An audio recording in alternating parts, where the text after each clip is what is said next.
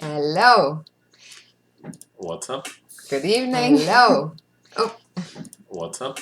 Good evening to Truth ICC Blair, who I'm so sorry we kept waiting. He was here at 8 o'clock at the announced time. That's not gonna work because then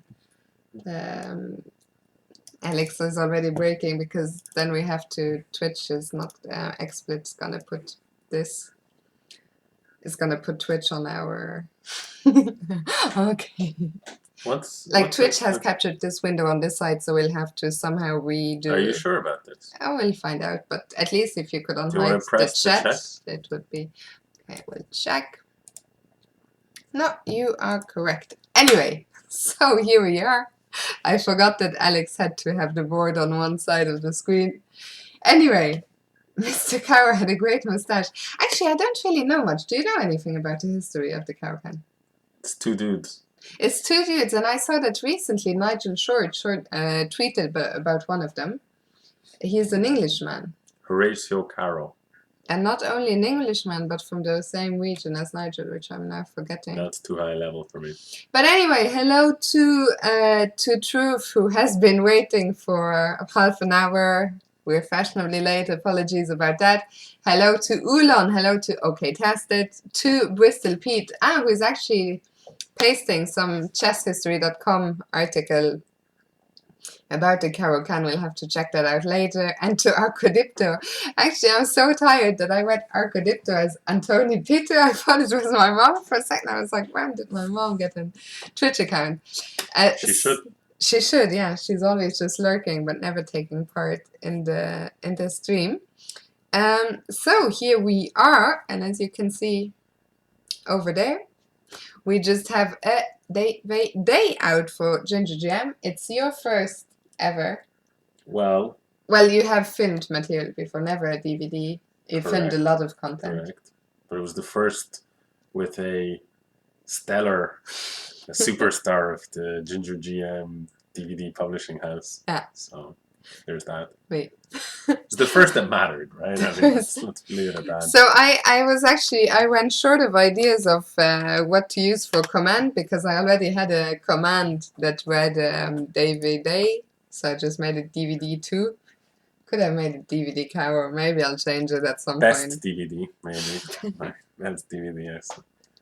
So that is the link to the DVD. Of course, you can buy it, but even if you don't want to buy it, if you just want, before you buy it, find out what it's about, that link will take you to a table of content. It will take you to a blurb. Actually, maybe we can even share it very briefly. So that's where this link will take you to, where you can see it's quite a long DVD, 7 hours long. It's digital download. It costs £20. You can even buy the PGN files only for £2. All annotated by Alex himself. Pretty cheap for £2, actually. They didn't tell me about this one. I had no idea going in. They've undersold my PGN files, my work, my hard work. And then you have this little description here, and you can watch the whole.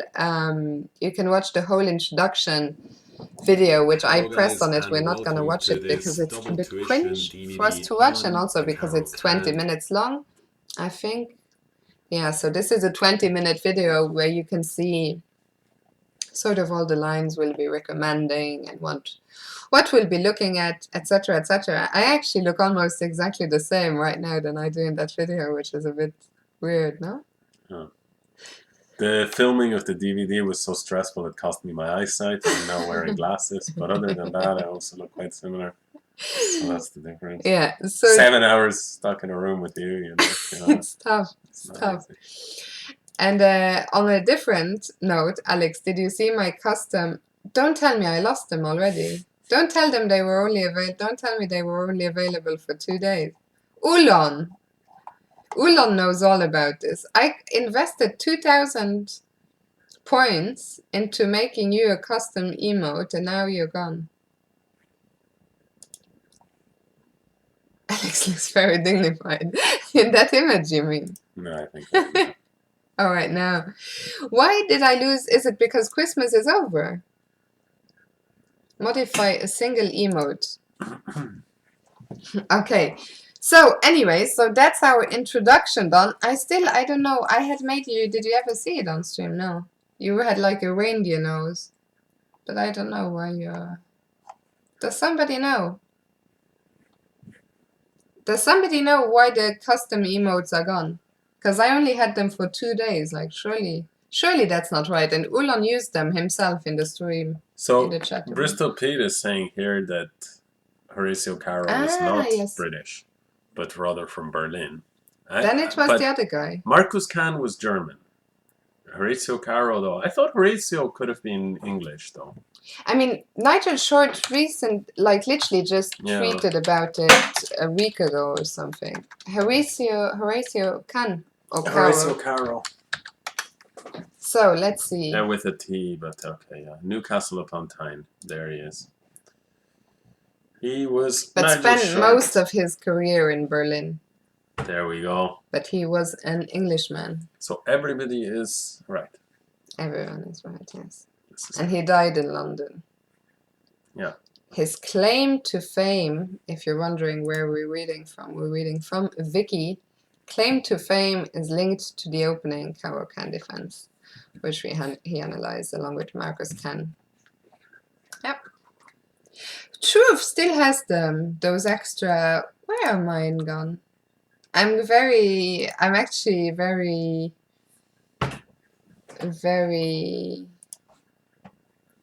modify a single. I had done this before. Surely I don't have to do it again. This is what I had done. I'll just unlock it again. Yeah, but it says you can unlock it for 24 hours. Ah, for 24 hours only. So now we've unlocked it again.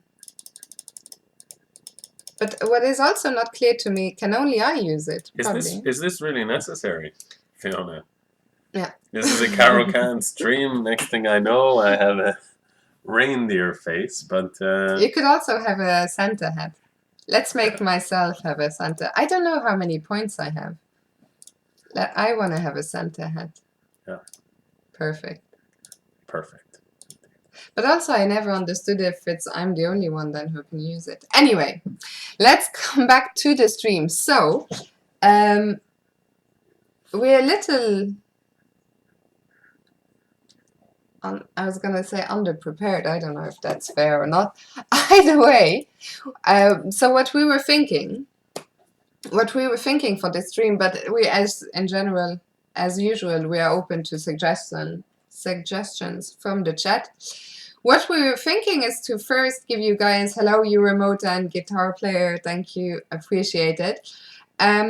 We were thinking of giving you an overview of what lines we are recommending, etc., etc. And then after that, the command is uptime. If you want to know, we've just started, so we haven't looked at any chess yet, but we will right now.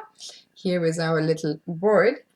I think we're gonna start by looking at the lines we recommend, unless someone in the chat has a different or a better suggestion. Like, we don't want to make it too tedious, not too theoretical, but just give you an overview of sort of the contents of the DVD. And after that, we were thinking of maybe doing a viewers tournament that's Caro-Kann themed, and we will be commenting on the games.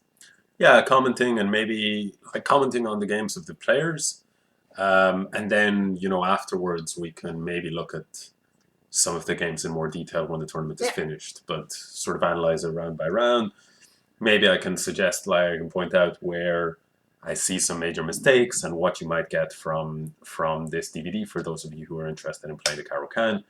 I think it's a good idea, though, if people are up for this, that we initially, for those viewers who aren't too sure what's going on with the Caro-Kann or what it's like, what are the main branches of the DVD. I like how Hello Chessway, by the way, you remote is saying how to win against Caro-Kann. Impossible. Oh, and Moobot actually plugs my DVD automatically. Let's just make him plug ours as well. This will only take 1 second. Can't have him not plugging us. There we go. get all the sales pitches in. Won't you both play? Yeah, Arcadipto. So we debated both playing, but the problem is if we both play, one problem is that we will get white in some games, and also I feel it would be more helpful, like it would be more educational. No, the main, yeah, so educational, also like we can see, hopefully it'll work out, but the main problem is we'd be playing half of our games with the white pieces, and the opponents, like, what are we supposed to do? Even if it's a Caro-Kann themed thing, then we have to, I mean, okay, it could be interesting to play the white side of the Caro-Kann, but for the DVD, we want to focus on the black player's perspective, you know? So just to be clear again, and hello to Red Caro. How do you like that? I really like that username, the Red Caro 24 Bulmura. Blunderman. Hello, Blunderman. And to be clear, Blunderman is joking that whoever has a DVD player gets a free DVD. They are actually not actual DVDs, they are all digital download. And hello to Romu. So I think we are going to start by maybe first of all flipping the board and giving you an overview of the DVD's contents and the lines we recommend. But before we get to the actual chess, I think maybe you can do this, just talking about basically the repertoire. I mean, I learned a lot while we were filming it myself because Alex has been playing the Caro-Kann for a long time. While for me, I've played it a few times, but only against certain lines from the certain lines. Like I would never, let's say, play the Caro-Kann if my opponents played the advanced or if they played the fantasy, so on, so on. So I learned a lot while filming the DVD. It is true before I can play it full time that I will still have to rewatch the DVD we filmed a few times. But I think what I like about our work is that it's a very active repertoire. It's a fighting repertoire. It's an ambitious repertoire. I think. Oh, thank you so much. And why was there no jingle thingy? Why did it not? And does it show? Okay, so it showed up here. Go to the bathroom while you finish the introduction, and then we can start maybe. So we will be starting in a second. I don't know how to flip the board. Flip board, there we go. So yeah, I think you will definitely be seeing me play the Sicilian in the future if I ever, by the way, now that he's gone, if you wonder why there is a massive hole on my jumper, it's because it's Alex's jumper. You'd never see me with this kind of thing. Anyway, so I think it's first of all, it's a very ambitious repertoire, but second of all, it's also a repertoire that can literally last you a lifetime. For me personally, I would like to take it up as a secondary repertoire next to e5, but also another thing about the Caro, and again, I think Alex would be much better placed than me to say all these things. He knows it a lot better than I. I remember when I started out playing chess, I always thought, oh, the Caro is so kind of boring and solid, but it actually, a lot of the lines are very ambitious and playing for 3 results. And so we will get started now when Alex comes back in just a second. We will be showing you what lines we recommend in the DVD against White's main responses. So I missed whatever was being said, but I take it you were just introducing. Yeah, basically, I just sort of said like the things that are mentioned in the blurb, that it's potentially lifetime repertoire. I also called you out on your. Where is it gone? I managed to hide it somehow. Unbelievable. But now like this it's hidden, so. Perfect, yeah. Hidden once everybody knows. So, okay, so let's talk a little bit about the Oh, Caro-Kann. Amadan! We have a Caro-Kann expert with us. Oh, great. Welcome, Mr. Amadan. 22 months, almost 2 years. Thank you for the support. Go ahead and Anyway, they can't. enable this. Okay. Yeah, but this they can, but whatever. Doesn't matter. Okay, so the Caro-Kann is the 4th most popular opening against 1e4. So the most popular are Sicilian, e5, and then after this, shamefully, the French. But I would say that in recent years, For this part, maybe we can show the view with the book so people can follow what you're talking about, or you don't want.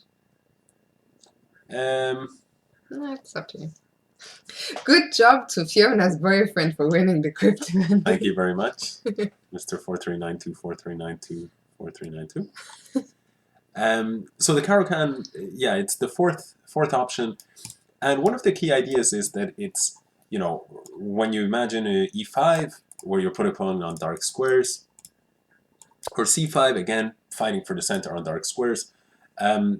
You know, rather than the dark square strategy, you have a light square strategy, like with the French, like with the Scandinavian defense, which you'd have to be silly to play, of course. Or John Bartholomew. Or John. So, and then c6, which is just basically like a delayed Scandi. That's what it should really be called.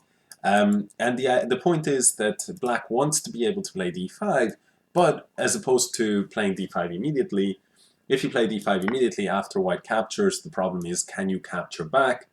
You can, you're in Scandinavian territory, but now the queen is typically hit and has to spend time. Actually, I'm sorry, Alex, I'm gonna have to, my OCD is just, for some reason, the board shouldn't be like that, because I just realized if we have people who don't know the coordinates, like the way we show, this is how it should show, and I'm not sure why it doesn't. But I'll just redo this. Sorry, guys. So for those of you who are not too familiar with the coordinates, this. Sure. So basically, this is kind of the drawback of fighting for the center along the light squares immediately. Another way to fight for the center along the light squares would be a move like f5, but you'd have to be completely insane to do this, right? So I like how there's a couple of, you guys don't see the book, but there were a couple of 2300s. There's always one, as they say, or in this case two. Another light square strategy, in a sense, is to move knight f6, pressing the pawn and then hoping to get, you know, the light square here on d5. But again, you spend a lot of time moving the knight. So that's the first thing to know about the Caro-Kann. You're fighting for the center, which is the #1 goal of opening play usually, along with development and stuff like this. But you are doing so along the light squares. So white, as opposed to, let's say, with e5 or c5, against these moves, d4 is not that tempting. It can be played, but it's not that tempting because black can usually take. And again, if white takes here, then knight c6, the queen is being hit, and white is the one that has to spend time. What do you think of the opening suggested by Amadan? e4, knight c6, knight f3, f5. I think I'm going to be focusing on showing this, and I'm going to minimize interactions with Amadan as much as possible. So as I was saying, you know, with these moves, white cannot grab the center, but after the move c6, white actually can grab the center. And so this is the main position that we were dealing with in our DVD. And the point of the Caro is that here now we play the move d5, and we say to white, what are you going to do about the fact that this pawn is hit? So your options are, as white, you either defend the pawn, and you can do this with the moves knight c3, or knight d2, defending the pawn.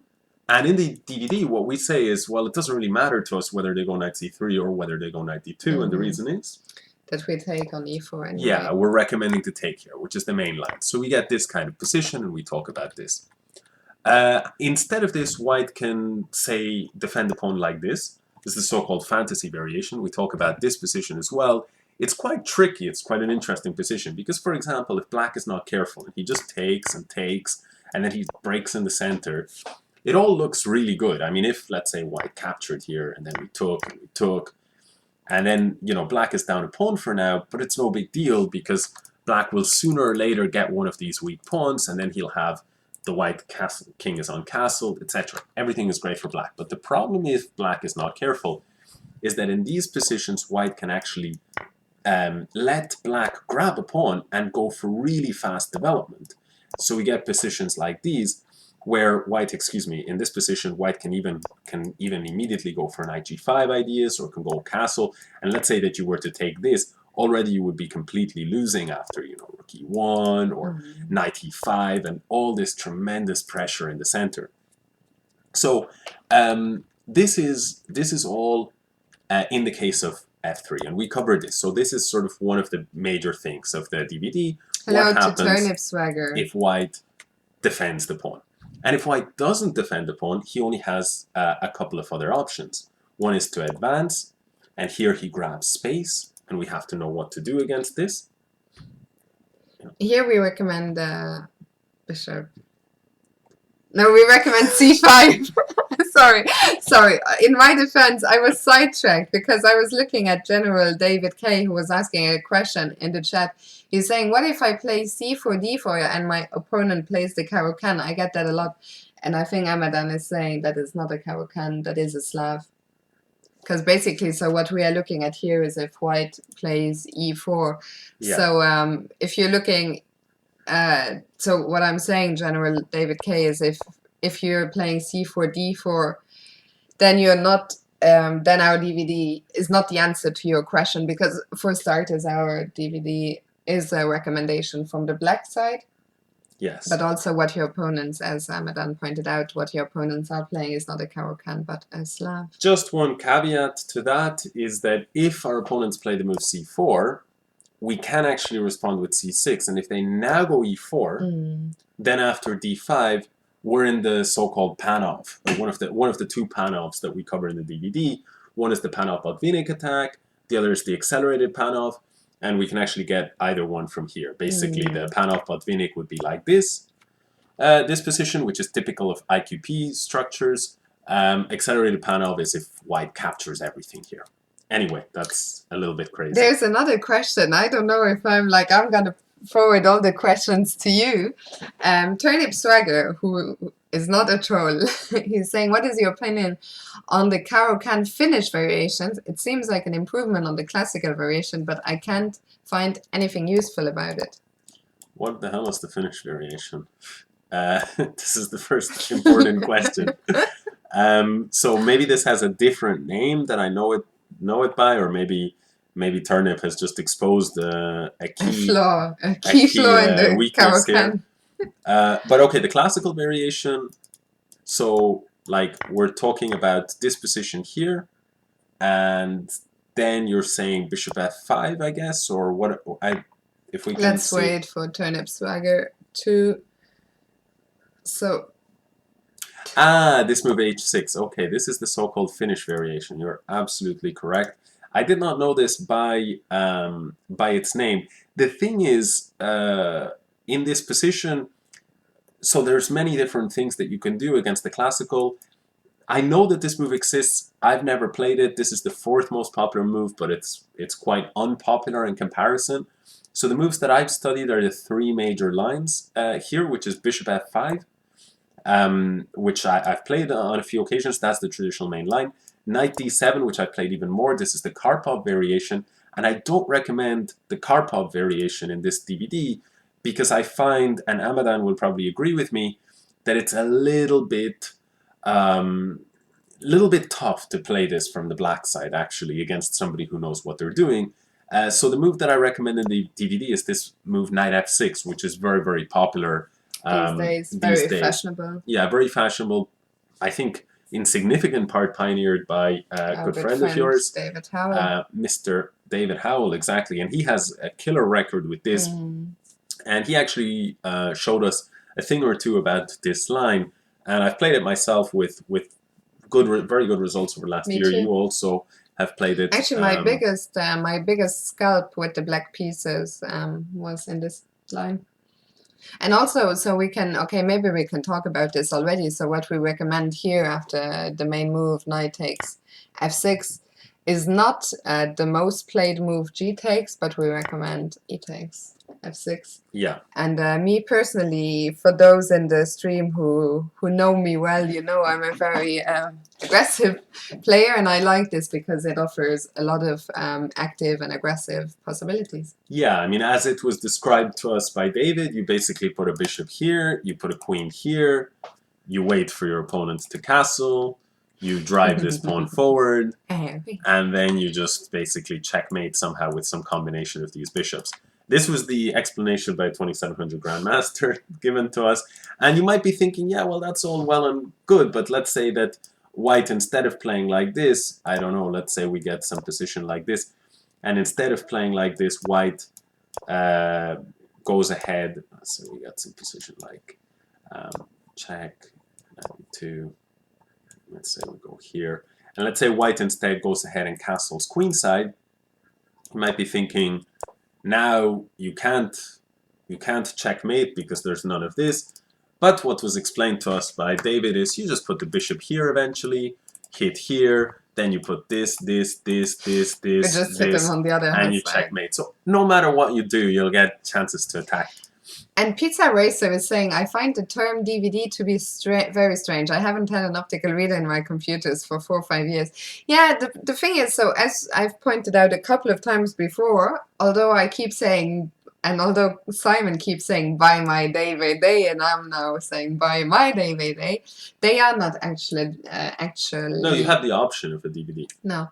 No? Not anymore, at least Really? for the most recent one. Okay. Like I know that my Fiona Fundamentals, you don't.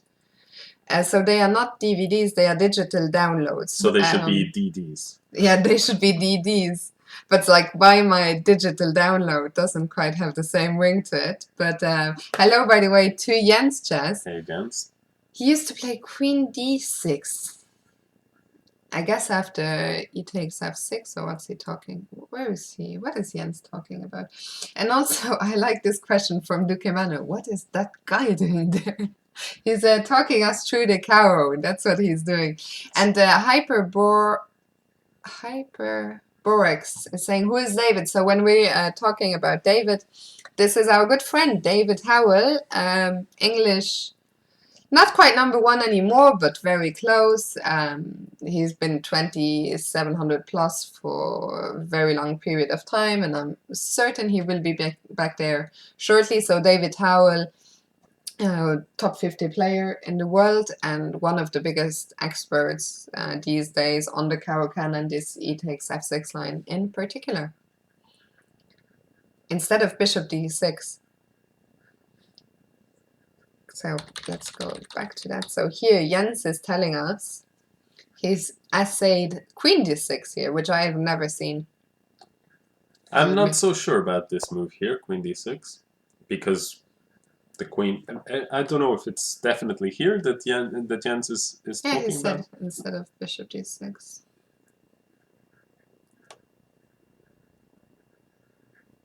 So Turnipswagger, actually one of the things I was thinking that we haven't talked about for the stream, but that we probably should do, maybe we should stick to our going through the lines, not in complete detail, but just to give an overview of what we recommend. And Monkey Chess is here. Which is Roland. I think Roland, does he not play the Caro himself? It's a Jens novelty. Jens novelty. That's Roland. Do you know? I'm anything? Not so sure, but... But hello to Roland, and for those of you who aren't following Monkey Chess yet, go and do that now. Amadan is saying that queen d6 makes sense after bishop. I feel like we're getting side. No, not after c3. So after... after bishop c4, I guess is what he's saying. Yeah? And black is scoring well here, actually. Queen d6. And what's the cheapo? Patzer sees a check. Patzer gives a check. I like it, Jens Chess. the problem here is that white actually, even if he's not careful, like he'll go knight f3 just to develop the knight. And then even if you give this check, then the knight actually saves the bishop. I've been in too many of these spots myself in bullet chess, trying to win that bishop, and it turns out that white can actually do this. So the key is to save your queen b4 cheapos for when white doesn't have knight f3. Yeah. This is the key. Although you could go like this, bishop g4, h3, whoops, and then, but even here, bishop takes, queen takes, It queen still here. doesn't work. Even here it doesn't work because of queen c3. So don't do it, Jens. Turnip Swagger is saying the problem I always have with the Caro-Kann is that you move your pieces multiple times in the opening. Yeah, but this is good. Like, this is like rebelling against the foundational principles of chess. So that's like when people say to you, "Oh, you know, are you good at chess?" It's like, well, of course I am. I play the Caro-Kann. I move my knight 5 times. Of course. Okay, so let's move on. So we've given you. We'll come back to this one, but I think. Okay, I think what I was just thinking is we should have a part of a question part where viewers can ask us questions. Pizza Racer is asking us. So he's saying that he's learning John Ludwig's E4 repertoire and that he recommends the 2 knights against the Caro-Kann. Yeah. And he wants to hear our opinion on it. So do you want to, shall we start with the 2 knights and then we can come back to or shall we do finish our classical? It's up to you. Or have we already shown enough of on the classical, maybe? Well, originally what I was thinking to do was just to present a quick overview of the opening and what the variations we were covering. But okay, then I think in this case, let's field the question sure. For now. Sure. So basically the 2 knights here is, I think, a really, really good way of playing against the Caro-Kann. And when making this DVD, so one of the big things that I don't know if we've said it so far is the idea behind the DVD is we want to make the Caro-Kann, sometimes especially before, the Caro-Kann had a reputation of being a bit boring. So we wanted to make it lines that are dynamic and ambitious, but at the same time we don't want to recommend something that objectively is not very sound and it's going to get you into trouble against somebody good. So what we wanted were lines that gave you chances to win if your opponent doesn't know his stuff. If your opponent does know his stuff, you know, you still get winning chances against all levels of players. But at the same time, you know, if you run it through an engine, you're not going to have the engine screaming at you saying, "Don't play this," right? Which I think is a nice balance anyway. But then this is, I suppose, the first thing. So here, in the 2 knights, the main line is bishop g4. And it's a good line for sure. There's a reason it's the main line. But I didn't recommend this because after the move h3, bishop takes f3, queen takes f3, suddenly black has already given up the bishop pair. And it's not that it's a problem. In fact, black scores really, really well here. Magnus has played this stuff. You absolutely can't play like this. But if you're not careful, what can happen is... Magnus has beaten his client, Nakamura. Yeah, of course. Well, Magnus has won it from white side, from the black side, but okay, Magnus wins everything, right? I mean, it's not like, do not rely on Magnus's results to determine. Oh, I didn't realize actually, because today was the day I followed the World Rapid the least close of all days, and Sleepy Mario is informing us that Mamedyarov lost twice in this variation today as black against MVL. He really got crushed, so that's why we recommend something else. See, it's exactly because Mamedyarov lost got crushed today. Yeah, that's the level of the DVDs that we produce. Yeah, the level of foresight we bring to the table. The use of DVD suggests antiquated technology, but in fact we're so cutting edge that the material actually peers into the future. So yes. Anyway, in this position here, Mamedyarov lost twice, so we don't like it, so instead we recommend something else. No, the thing is, if you're not careful as white, as black, you might get some position like this, and you might play, I don't know, normal move, knight f6, let's say white goes something like this, and now you might play some move like bishop e7, and now already after this move g4, okay, it's a playable position for black, but white, you know, will put his bishop here, will attack you with more space in the king side, can castle queen side. You get an aggressive opening, an aggressive position, but I don't love the fact that white has the bishop pair here and a little bit more space. So instead, the line that is recommended in the DVD is here this move knight f6. And this move actually, at the master level, scores at least about 50% for black. I think even black scores more than 50%, which is a really, really good sign. But at the club level, it's also scoring really well. So it's a mixture of the two. And what's nice about it, one thing that I really love about it is, you guys can't see the database, but for example, the master database, what's the top move by a mile? E5. With how many games?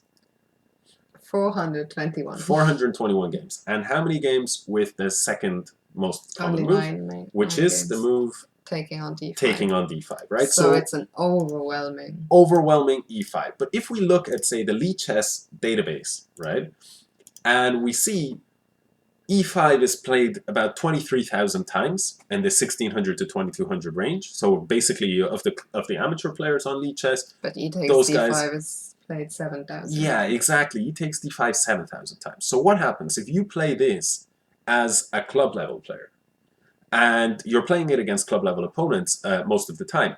It means that roughly 20% of the time that you play knight f6 against the two knights, your opponent is going to play a move that no master level player plays.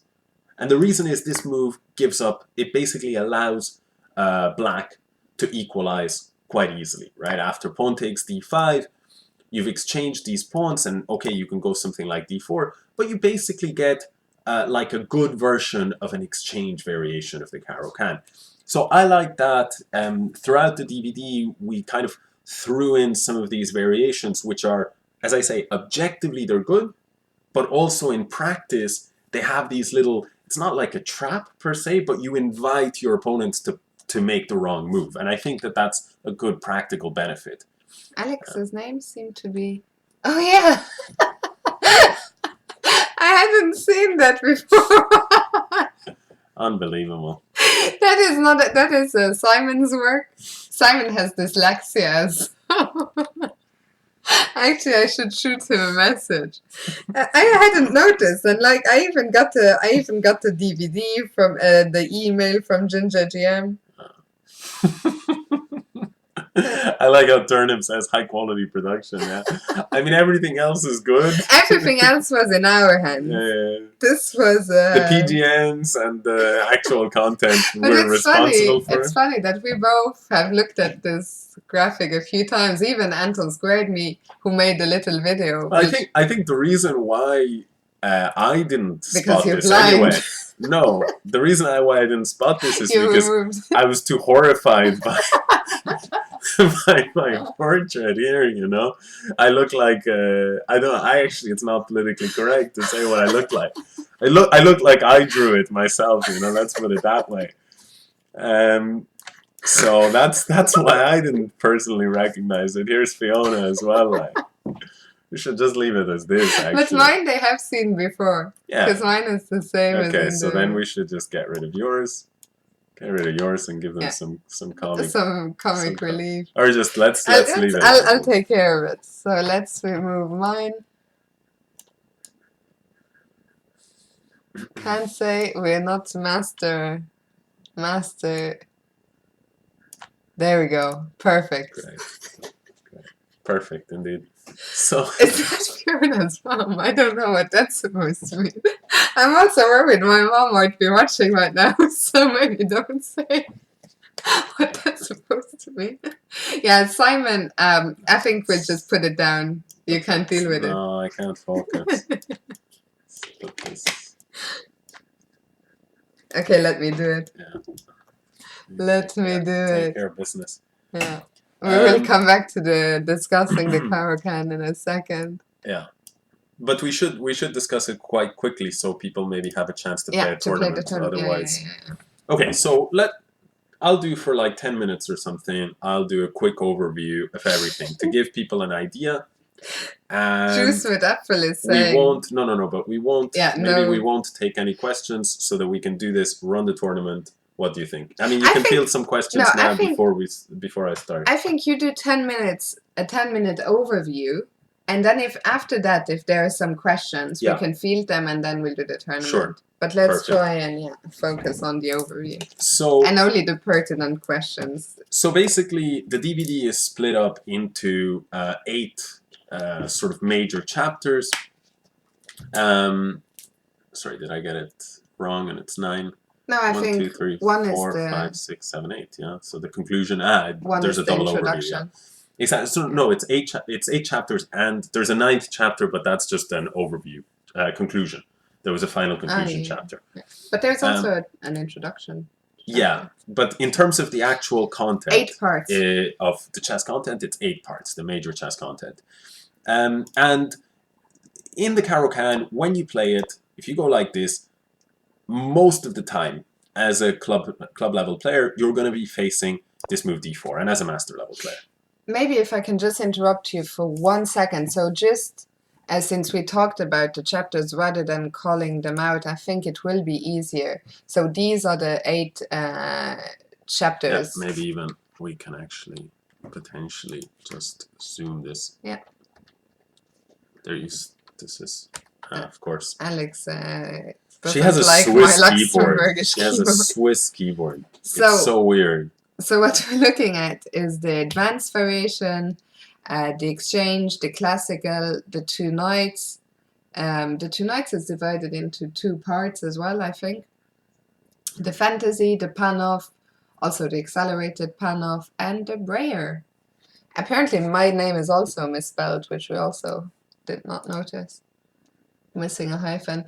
Although, don't get me started on that. I need to get a new passport, and they are saying I can't spell my name with a hyphen anymore, but that's a discussion for another day. So the 8 chapters. Yes. So, basically, so to start again, so after e4, if we play c6, most of the time here, you're going to face d4. This will be about maybe 70–75% of the time. The rest of the time, you'll mostly see mostly one of these 2 knight moves. And if you don't, then you might see some other ideas, like, for example, anticipating the move d5. You'll see it with the move c4 here. And maybe just going for a tamer setup, you'll go d3. Instead of d4, white says, I'll overprotect the pawn on e4. So as a Caro-Kann player, what we really want to be prepared for is we want to be prepared for this position and everything that can branch out from this. And then we also want to be prepared for what will happen if white just develops with his knight instead of with his pawns. So the first few chapters, the focus is on this position. And so the hopefully nice thing about the DVD is when you're still fresh, you get thrown into the deep end a bit. But if you if you kind of are clear on what happens in the first 3–4 chapters of the DVD, then you'll be fine for like 75% of your games. And then if you want to really know what to do in 100% of your games, then you need to suffer the torture of all 7 hours. Hang in there. Exactly. Countess Sparks, we fielded that question just a minute ago, but I guess you just tuned in. So against the classical, we recommend knight f6, but we do not recommend g takes f6, but e takes f6, which is all the rage these days. So after this, okay, so after e4, c6, well, white has the move d4 mainly, and then this is the start of the first 3 chapters here. After d5, basically white has 3 major options. He can either develop his knight and defend the pawn on e4, and we need to know what to do against this. He can push his pawn on. By the way, okay, so just to say, let's say that he gets this position, which can happen after either of these knight moves. We're going to be capturing, so we'll say this position here. Then in this position, you can see white has a little bit of a better situation in the center. We need to know how we're going to handle this. And against this, we've decided to recommend a really dynamic option that is a really very interesting line with knight f6, the so-called Korchnoi variation with e takes f6, which is what you just mentioned in a question from a viewer. And in this particular line, it's really aggressive. You're going to be playing, you have these double pawns, which is not ideal. But on the other hand, when you castle, quick development. It helps quick development. And when you castle, you also have an extra pawn to protect your king. So it's like the idea is, yeah, endgames might suck for me a little bit, but actually in a middle game, I might actually be able to really attack you. And even end games can very often just be a draw anyway, just equal. It's not the end of the world to have some double pawns. So this is the idea that we have against this classical way of playing for white. Now the other, that's the first chapter. The second chapter is the move e5. In this case, this is maybe considered to be the most trying move in 2019 Caro-Kann at the highest levels. This is the advanced variation, and here we really like the recommendation for club players. You can play it all the way up to Grandmaster level, and that is the move c5, but I think it's especially effective at the club level. It's kind of like a delayed French, and you might be asking yourself, why would we play, why would we want this position when we could just play in a French, let's say, like this, and just play immediately c5? But the point is that it's exactly the same as a French with one key exception. Is that the bishop is not locked in to c8? Exactly, because this pawn here is actually on e7. So the idea behind the recommendation after e4, c6, d4, d5, e5, and c5, the idea is that black wants to put his bishop either to f5 or g4 and get like a dream French. And I'm telling you, this is, you will get a lot of easy points at the club level, or your money back. We probably shouldn't say that, right? All the DVDs in Simon's shop, by the way, if you want to buy the DVD but you're not sure, all the DVDs have money back guarantee. Yeah, for like 30 days or something. So that's pretty cool. But the reason why I say that this is great is look at the club level statistics. Look at that database, Fiona. Yeah, black is scoring extremely well. Against white's most common Also, move. very few draws. Yeah, that's true, because it's a real fighting line. Against, like, what does white mainly play here at the club level? Plays c3. Plays c3, exactly. And this, in fact, I mean, it's a playable move, but it's already black is scoring better in all the lines we're looking at. At the club level, black scores about 55% wins here, and white is scoring 40 to 45% wins. Turnip Swagger is wondering why he needs to fill in his home address. I have no idea. I guess if you fill in a fake address, you'll still be able to download it. I don't know. I actually don't know. I have no idea. So maybe Simon wants to send you a Christmas card. That's why. Yeah, Simon did recently send the Christmas Christmas card. He made the Reddit headlines. Yes, it was quite cute. So after e5 here, c5, and the point is that at the club level, at the master level, what most players are doing is they're playing a move like pawn takes c5 here. Sometimes they play knight f3 or c4. But at the club level, the most common move is c3. And although this is rare at the master level, we explored this quite a bit in the DVD because it's the main move at the club level. Now, the point is after this, how club level players usually go is they go exactly like this. Now they let you play what we recommend, take here on d4, and from this position, over 6,000 games on Lichess, white has won 37% of the time, black has won 58% of the time. Which is massive. Which is crazy when you consider that you're playing the black side, move 5, and we're following the most popular move order from white at the club level. Yeah. So this is really something that has been focused on in the DVD because we understand that most players are not 23, 2400. I think it's just, if we go back here, like even at my, not even at my level because I'm not, you know, a master, but I'm like 21 plus, like if I had no idea as white, I would be very tempted to play c3 and just defend my center with a pawn. The first time I ever played this was 2010, this line, and or maybe it wasn't the first time, but it was one of the first times, 2010 Olympiad. And I faced a 2,400 rated international master, and from I think Colombia or something like this, and he just sat down and he tanked for about 5 minutes. He was thinking, and clearly he had not prepared. This was not so trendy back then.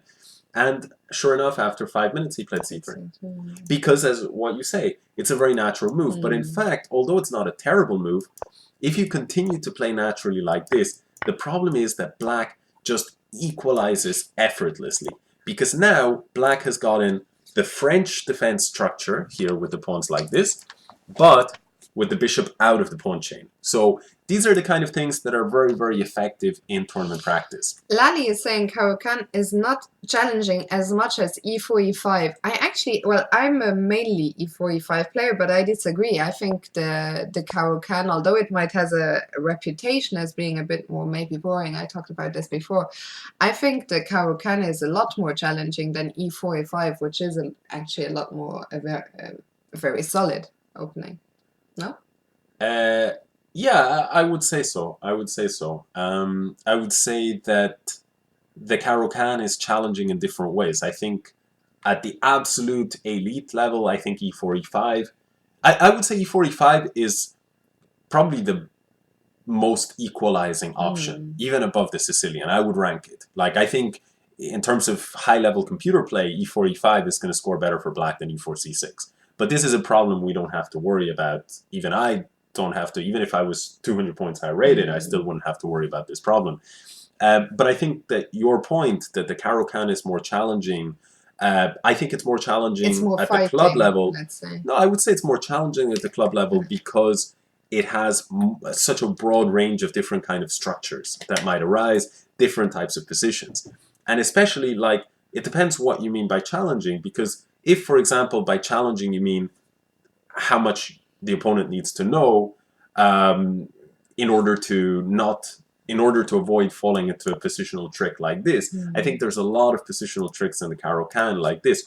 Whereas with white against e4, e5, you can just play maybe the four knights or something like this and get a safe game. But anyway, thank you. I was going to ignore it. I'm the co-author of this DVD.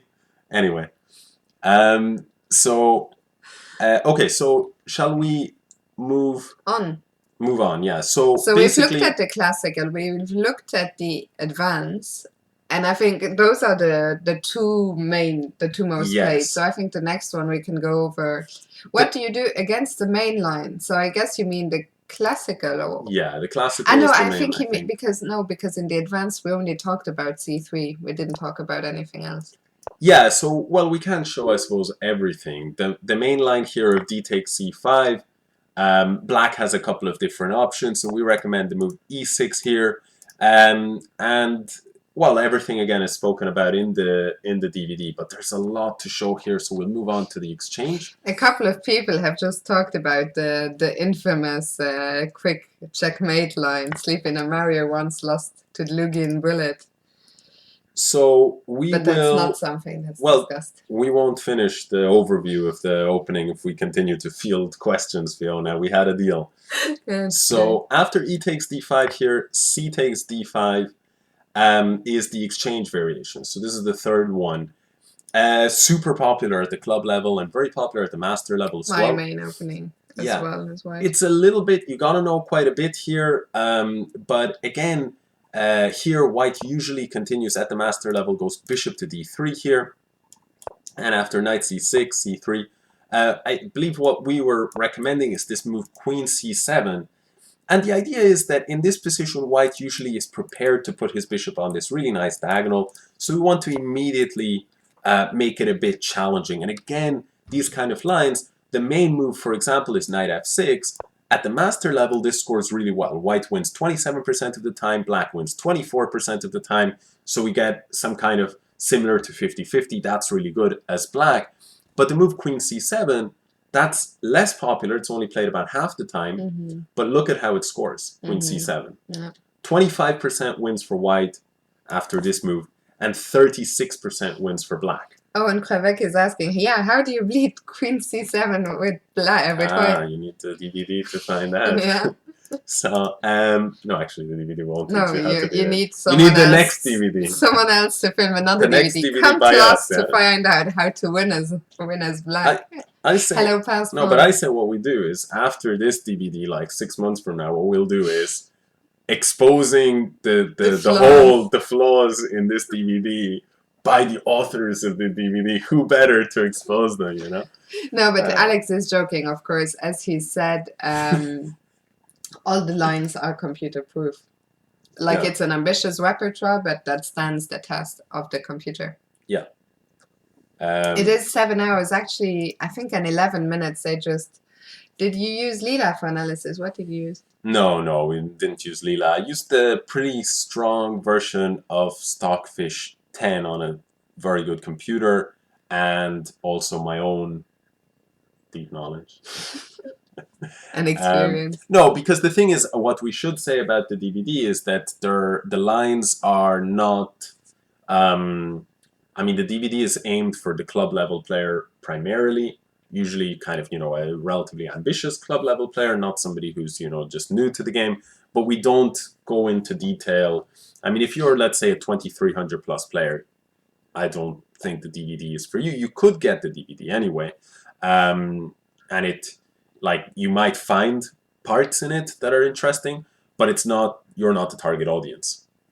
I agree. I think the DVD is really can be viewed by a very large, broad audience. Like if you're new to the Caro-Kann, you will definitely learn something. But if you have, I really think it's either if you want to take it up or if you have been playing it for a while, but you want to find some fresh ideas, some fresh lines. So I think those are the two main.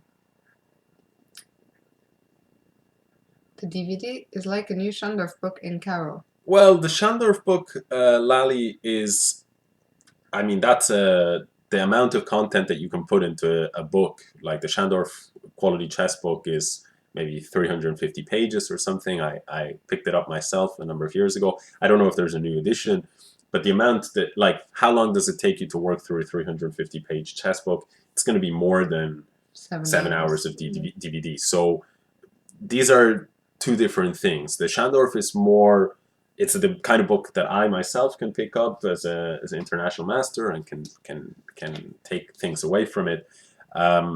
So it's a little bit different. And Paspon is asking, so what is the target audience? I would say really anywhere between 1400 beginner club level player, and I would say anywhere really up to 2300.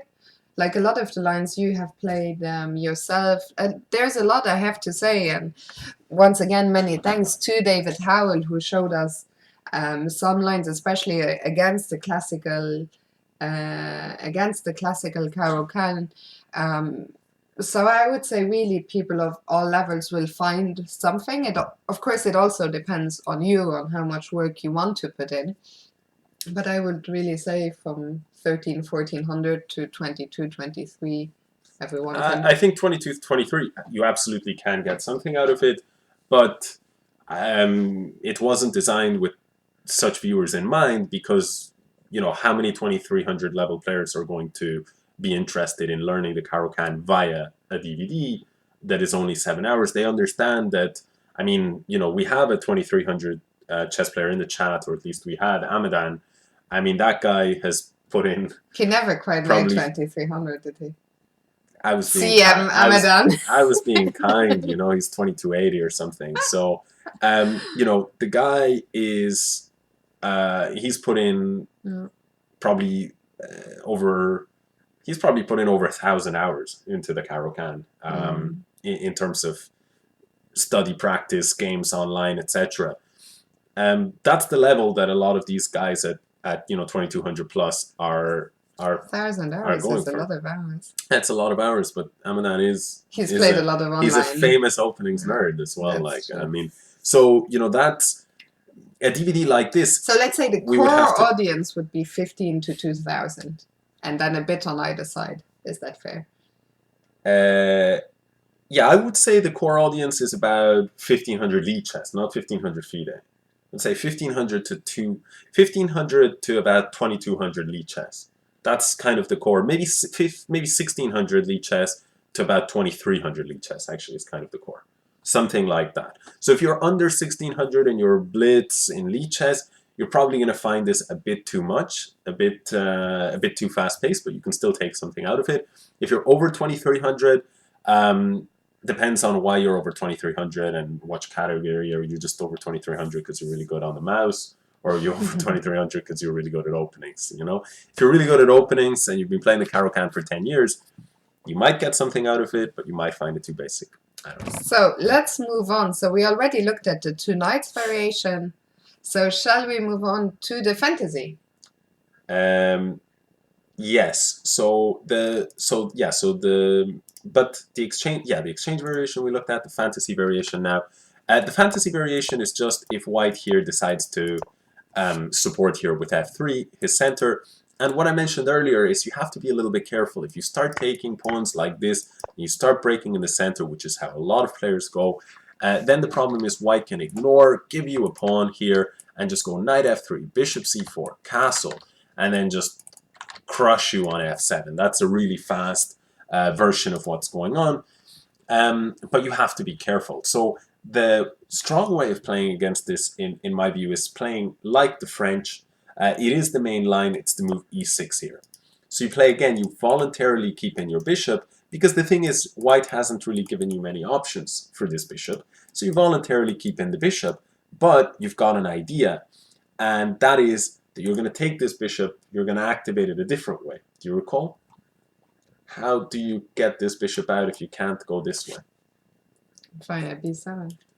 Well, a6. you play the move b6, and then you can put it on b7. And Most of the time, it goes on a6, and you challenge this guy's bishop, which is a very, very strong piece. We'll cancel these, I guess, just to for now. On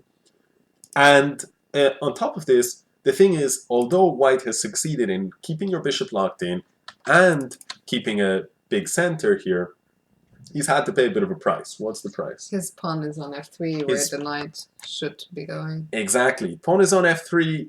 Bad news for this knight on g1, and also bad news for the king along these diagonals, because that pawn here was keeping these diagonals locked down. So we take advantage of these things. That's what kind of the focus of the fantasy variation is, to talk about the setups. And again, basically throughout this course, for the most part, the lines that are selected are the best scoring lines at the master level and at the club level. That's kind of a big theme.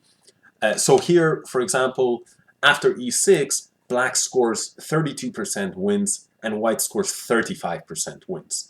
So over hundreds and hundreds of games. That's pretty good at the master level. That's almost 50%. You cannot complain with that, with those numbers. And if you look at it at the club level, again, at the club level, what do most people do when they play the Caro-Kann and white hits them with the so-called fantasy? They take here. That's the natural reaction. Which is exactly what white wants. After black takes here, white scores 56% wins, whereas after black plays e6, black only wins 40% of his games here, whereas he wins 45% of his games with the move e6 immediately. And here, after white goes knight c3, black, for example, plays the move why is this not here? Yeah, excuse me, yeah. So black here, for example, plays at the club level most of the time the move knight f6, which is kind of bad, because after e5 here, you've been tricked into playing like a French. And you're not a French defense player, you're a Caro-Kann player, suddenly you've been tricked. So that's, something that in the DVD, what we do is we recommend the move bishop b4 instead, which is the main line at the master level. And you avoid playing like the French, and after a few moves here, after bishop f4 and knight e7, for example, here, queen d3 is the main line, and here already, we're just following the main moves from a white perspective against this approach from black, and already here, after the move b6, black is already scoring more than 50%. So, this is hopefully a common theme. I won't, keep on talking like a statistician for the rest of this damn introduction, but I do think statistics matter for these things, because the stats, they tell you one of two things. Either it's, if there's enough games played, it tells you either objectively the line is good, and that's why it's scoring well, or in practice, the line creates a lot of problems for your opponent, or it's easy to play for you. And that's why it gets good practical results. Either way, we're interested, right? We care if the line is, we want the line to be both good and create problems. So that's kind of the approach here. So that's the fantasy variation killed. It's being crushed. More like the nightmare variation, am I right? Okay, I'll stop. Never again. So hello, Lile. How are you? Finally, we have 3 more. We'll blitz through these. After the move e4, c6, we've covered so much material in those first 4 chapters that we said we'd throw in a chapter here that is quite light. It's if your opponents play the wimpy move d3. It's a very wimpy move. Basically, after d5, white wants to play knight d2 and sort of keep the center, avoid too many exchanges, avoid too much ambition here with d4, but keep a safe position. But the nice thing about this is we can just play e5, grab the center, and that's a good strategy in general. If our opponents say, I don't want the center, we usually say, fine, okay, we'll take it as black. Most of the time that works. Bakus! It's been so long, Bakus. How are you? Hello, Bakus. Good to see What's you. up? So this is the Breyer variation. That's all we need to know about that one. And then finally the Panov. So Panov is split up into 2. It's accelerated Panov and Panov-Botvinnik. Basically, after e4, c6, here white can play this move c4. And after d5, if we take. Here in this position, white has 2 main options. Either he can take this pawn, that's the accelerated Panov, or he can play d4, retransposing, which is the Panov-Botvinnik. Exactly. The main thing that you need to know about these positions, in my view, well, there's 2 things. The first is, if they play like this, we're not going to capture with this pawn. Again, with the queen. We're not going to capture the pawn with the queen. Again, I'm back to statistics here, but at the club level, black plays this move almost as often as the move knight to f6. And in fact, after taking the pawn on d5, white wins 55% of the time. Black only wins 39. 55 to 39 is not great odds. But after the move that we recommend, knight f6 here, it's back to even, 48 and 46, right? So, but the problem is, for now, we don't win a pawn. So white can actually start playing moves like check here, and then play bishop c4 if we play this way, and we aren't able to immediately recover the pawn. Or they can play queen a4 check, and then when you block the correct way with the knight, after knight c3, you cannot take this pawn because you no longer have the queen. So we focus on how to sort of be patient and understand that we will get the pawn back, and even if we don't, we'll get some compensation for it. So that's kind of what marks the Panov. White, on the one hand, has a damaged pawn structure and will play funky-looking moves like queen a4, bishop b5. But on the other hand, we will probably get the... but on the other hand, he's up a pawn. But when we get the pawn back, or we get some compensation, we're actually going to probably end up with a really good position. So stats are, again, very good, and objectively, I don't have so much faith in these lines. That's why you don't see them, I think, at the super high level. You don't see white playing the accelerated Panov too often. I just wanted to say a very warm welcome to Haunted Sing, Joey. It's also been a very long time. By the way, I don't know, why did the board get weird again? Because we're in a line. If you aren't yet, go and follow Haunted Sink and Lile Koriza, who are both streamers themselves. So it's very good to see you. There is no DVD 3 yet, nor 4. Maybe someday. And maybe I'll have to rethink the command names, but for now, it is what it is. And that leaves us with only the normal Panov. Yeah, so the normal Panov, on the other hand, is to move d4 here. And the main thing to know about this is that after, let's say, some moves like knight f6 here, knight c3, and then, let's say you play some... Yeah, I just wanted to say, for Bakus especially, Bakus is saying they're accelerated. What now? I haven't been online for so long. So for those of you, if you're just joining us now, so Alex and I, our DVD on the Caro-Kann, which you can see up there, just came out a few days ago. It's in the Ginger Film for Ginger GM. You can find it in the Ginger GM shop. So what we're doing right now is just to give you guys an overview of the lines we're recommending in the DVD. We will be done with that in literally a minute. Then we will be fielding any questions from you guys. There's already been a few, so thanks for that. And after that, we will organize a quick viewers tournament, Caro-Kann themed, hoping some of you will play, and we will be commentating on the games you guys are playing. Yes, so here, in fact, one of the comments from Lali is that after the moves d4, knight f6, okay, basically after this position here, then after taking, bishop g4, I'm guessing this is what he means, bishop g4, taking here, and queen b3 leads to a draw. And it's funny that you should mention this, because this is the exact line that we recommend against the Panov-Botvinnik. And basically, yeah, this is just, in my view, a forced draw. It leads to complete chaos. You take here, pawn e6, and you let white win this pawn, and then you get this pawn, and then white gives a check, and you have no choice but to take, and then white usually gives this check, and you cannot block because you would lose this rook, so you go king e7, and then white takes here, and then you go queen d7, and then white usually takes here. Eventually the dust has settled, and actually you're in a king and pawn endgame with level pawns, and white at the master level, players at the master level are drawing this about 80% of the time. But in fact, black doesn't, so the other 20% is split fairly between white and black wins. It's not like 70% of the time we draw and then the rest of the 30% white wins. That would kind of suck. But here, black players have won this position.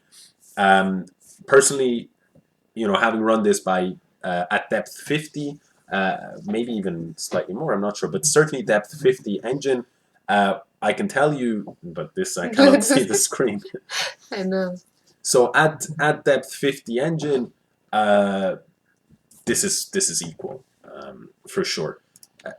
But yeah, this is one thing I think that's nice, that's important to point out, and it's nice that Lali, that you mentioned this line, which is that in the course, what I did when selecting the lines is, it wasn't about, let's say, trying to find a way to win in every game, no matter what, every variation, you're going to try and find something super crazy and super to give us winning chances against the prepared opponent, because as club level players, most of the time, players are not going to, rattle out 25 moves of theory. And if they do know 25 moves of theory and we draw the game, so no problem.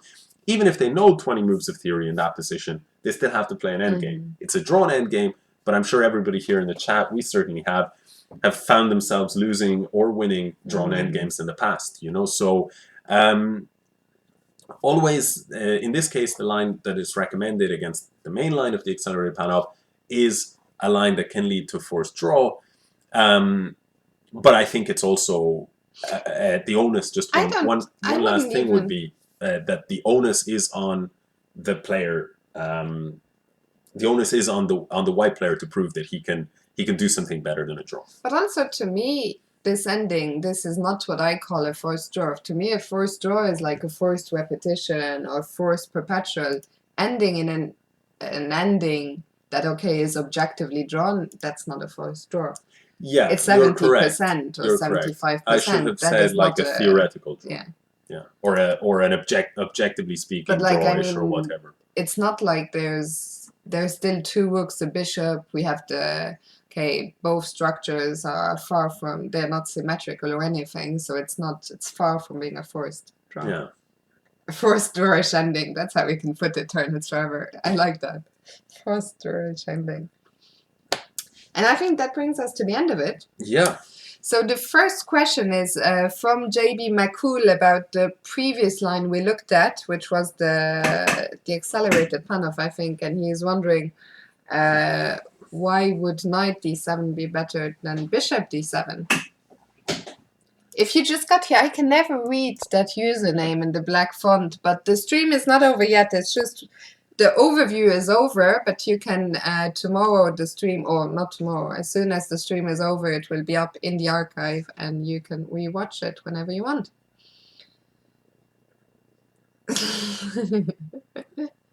So let's see. What are we looking at? Looking at the question about knight Where is d7, the question exactly? JB McCool. This one. Yeah. Why would knight b d7 be better than bishop d7? In which variation? In the, I think it was in the accelerated Panov, yeah, with the bishop b5 check. Yeah, so... It's a very detailed question. Maybe we can field it anyway. The answer is in the DVD. Basically... Can you just open explain? Basically, in this position here, after the move knight f6 here, white has the move bishop b5 check and queen a4. We're actually answering against both of these with the move knight d7. The reason why we answer against bishop b5 with the move knight d7 and not bishop d7, what's wrong? Just scroll down the chat. I think you stopped autoscroll. Yeah. So he's asking after queen a4.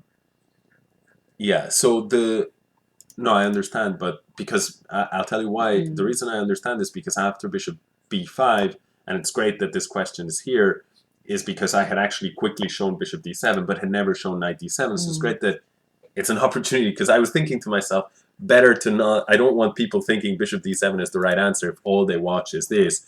Or maybe that's what we should do. Just like lie to them in this. It's like, if you want the truth, you need the DVD. Just if you want to find out where the truth was and where the lies were, you must compare with the DVD. So okay, so bishop b5 here, knight d7 is the move. The reason is if bishop d7 after bishop c4, it's actually surprisingly tricky to get the pawn back. And the bishop is misplaced here. That's the whole idea of playing bishop c4, bishop b5 check. Let's say first, if you played bishop c4, now I take this pawn, life is good for black. I've got my pawn back. And you have this isolated pawn, which is not ideal. So after bishop b5, therefore we should go knight d7. But your question is queen a4. And again, bishop d7 can be played.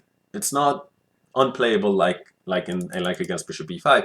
But the problem is after queen b3, we see the idea that white was bringing to the table.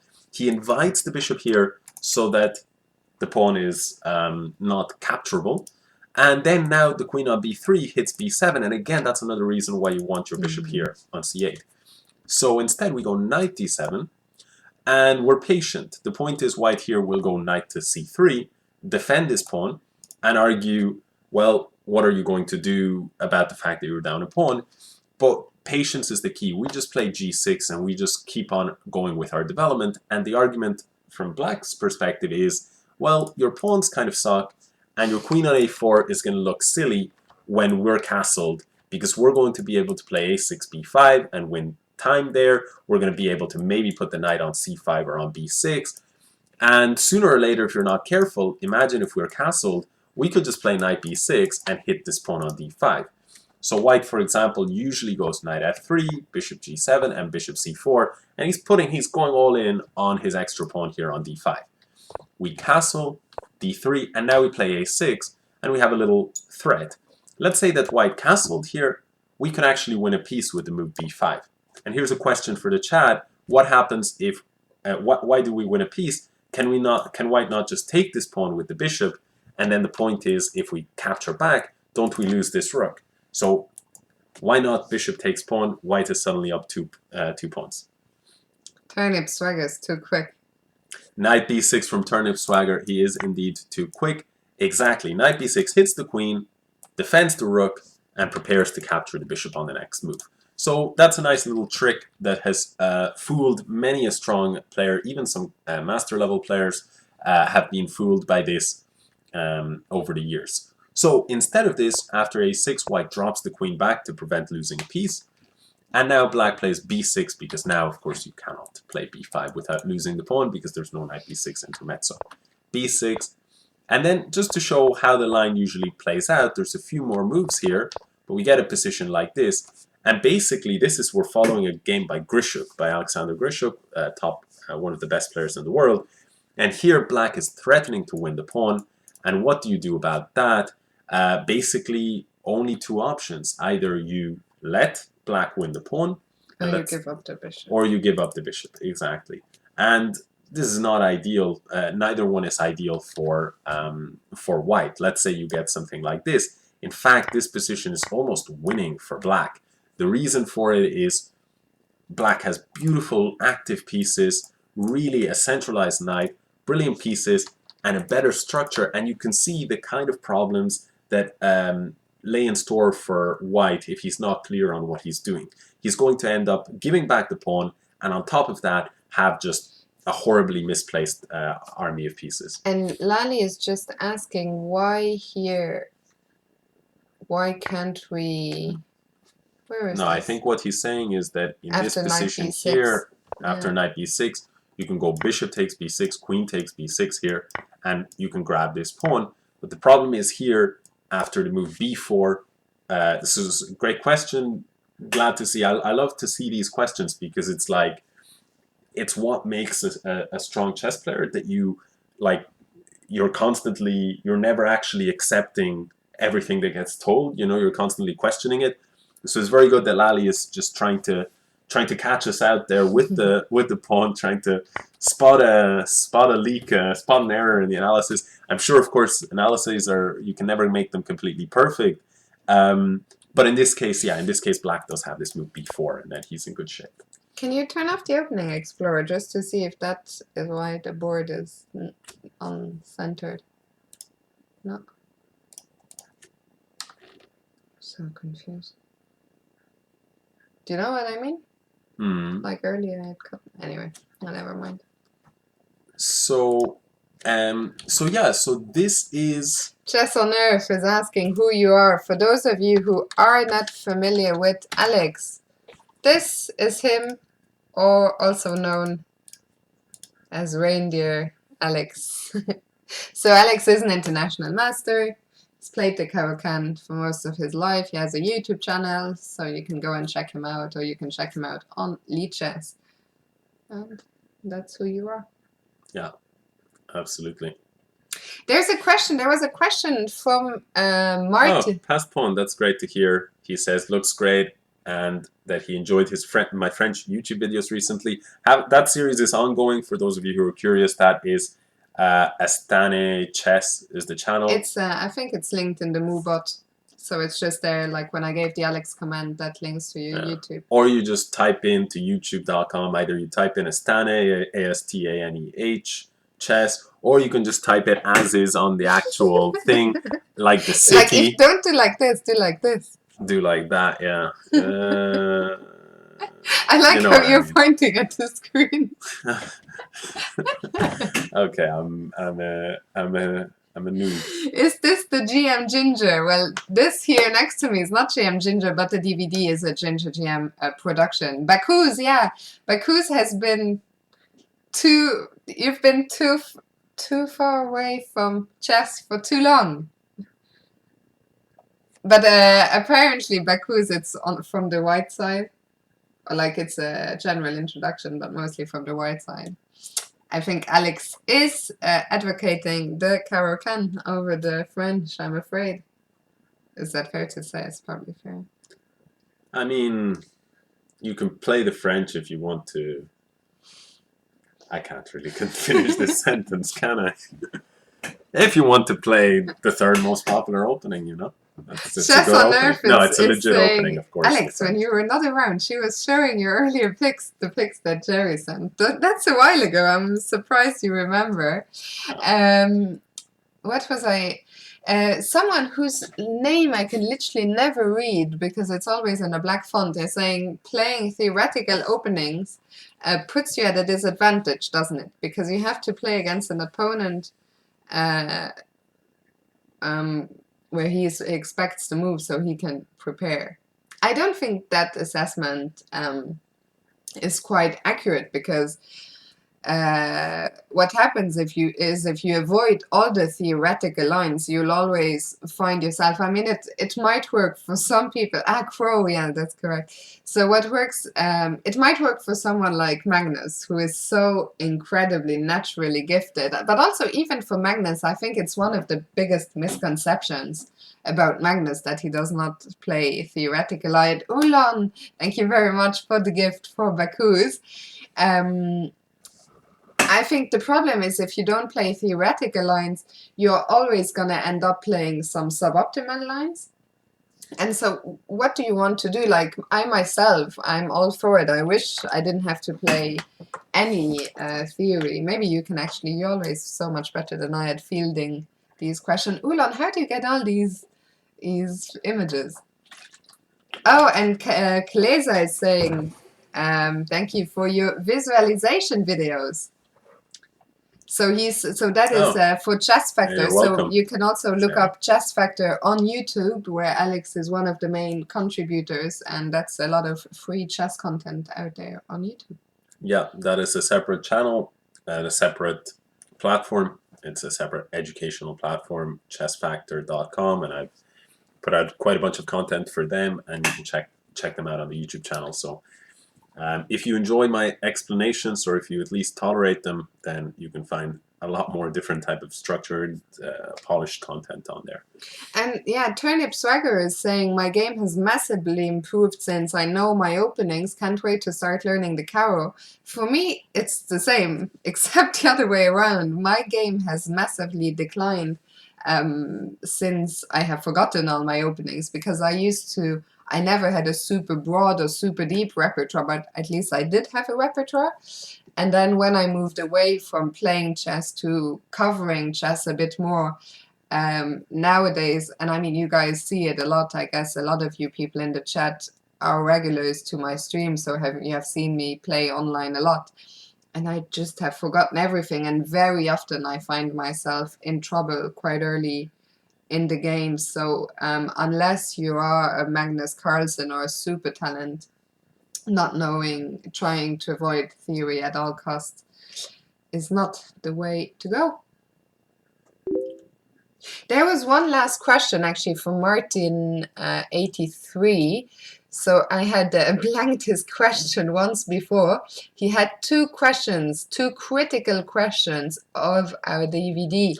We don't take those. We only take the compliment. So first of all, he was asking why we were not recommending Queen B6 against the Fantasy, which was the best scoring, and also why we are not recommending Bishop E6, which is the best scoring. Where is his first comment? Oh, it was when we were looking at the Fantasy. So what did you say? It was the Fantasy. Which particular one in the Fantasy? Why we don't suggest Queen B6, and why we don't suggest Bishop E6, which is the best scoring against the Panov. So in the Fantasy, just so to put it for the viewers here.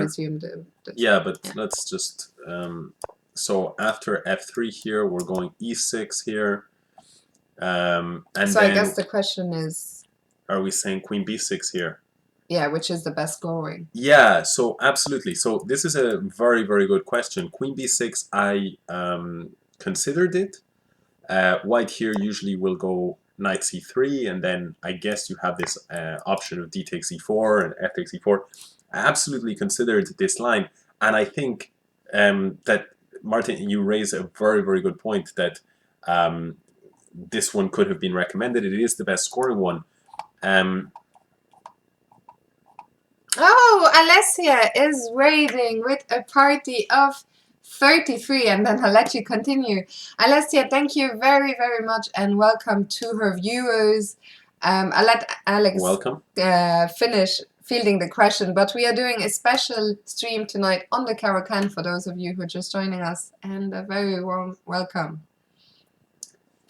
So it's going to be a bit of an uphill battle for the people who just joined, because we've been talking about the Caro-Kann for like an hour and a half. Or an hour, yeah, an hour and a half. And at this stage, we're sort of answering specific questions. So it's not the most exciting stuff unless you are Caro-Kann experts. No, not experts. We need some word cooler than aficionados. Even cooler. Killers, maybe. That's not even relevant. Caro-Kann killers? Caro-Kann want to be? Chess on Earth is saying... Aficionados, it is. Oh, and Fiqueta is here. Good evening, Luke. Hello. Chess on Earth is saying, when there are so many viewers, why not have a tournament? Let's do it. Let's do that, exactly. So we'll set up... But hold on, to be fair, just to finish answering. Very quickly, yeah, sorry, for the tournament thing.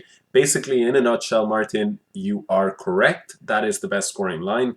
And from that perspective alone, that's the one that that was most appealing to recommend. But in this case, the move e6 is a main line. It is absolutely a very strong way to meet. And the most important factor is that e6 is something I myself have played pretty much exclusively against this setup. I've played it a few times in tournament chess, and so I have a much deeper knowledge of it. So I could have taken the other one and tried to learn it, etc. But it was just about making that call. In a sense, I wish that I had a deeper knowledge of the other line, Queen B6. And if I did, if I had equal knowledge, that's the one I would have recommended. But in this case, deeper knowledge of the author, let's say, trumped it. So that's the answer there. The second question was Bishop E6 against the Panov. Bishop E6 against the Panov.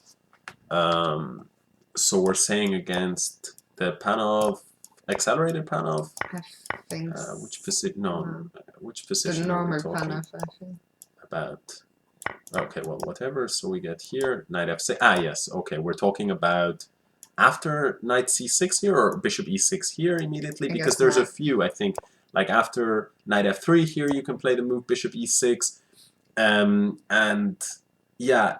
So also you can do other things, like for example, you can play G6 here, and after knight F3, say Bishop G7. Sorry, where is the other? Now I'm a bit confused. Where's the other one here? No, Queen B3, you just go Bishop G7. So maybe we need to know which one. Maybe it's gone. I think we should set up the tournament.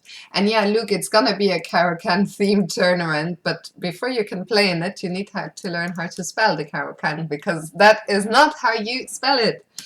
Haunted Sink, I'm sure you're still handsome. I haven't seen you stream in a while to get confirmation. But yeah, maybe you can start the tournament. The problem is you need to help me to set it up, because I don't know how to set up a theme. Okay, so create an... I've never set one up, but I guess you can just variant... this is... There we go. Here we go. Boom. Do you know the code? It's just Caro-Kann. Yeah. So we won't be playing it. We will be picking games, but we should make the time control maybe long enough. What do you think? The time control... 3 minutes? Or more? What do you guys in the chat think? Maybe I should ask you, since we... 3 minutes. 3 plus 2. 3 plus 2, that sounds interesting, actually. Will we do that with a duration of? Yeah. The thing is, so the stream, I think if we have time, I would love to do another Caro-Kann themed tournament another time also, where people can challenge us. And maybe what we will do next time, if we do another Caro-Kann themed stream, is maybe people can challenge me, because I'm sort of the student and you can comment on the games. That's an idea for another time. I don't know why I'm saying that right now, but I'm just saying we will hopefully do another Caro-Kann stream someday. So because the stream has been going... How long were you suggesting? I don't know, 40 to 45 minutes. Okay, let's make it 45. Yeah, but do you want longer than this? No, 45 is perfect. So 45 minutes. Time before tournament starts? 2 minutes. 2 minutes. Come on, guys. You can late join. Let's go. So, and I will withdraw myself. Here is the link. Who is this man? This man is Alex. So I'm the co-author of this DVD. The DVD is for those of you who have maybe arrived recently or are not quite sure what's going on. First of all, it's not a real DVD.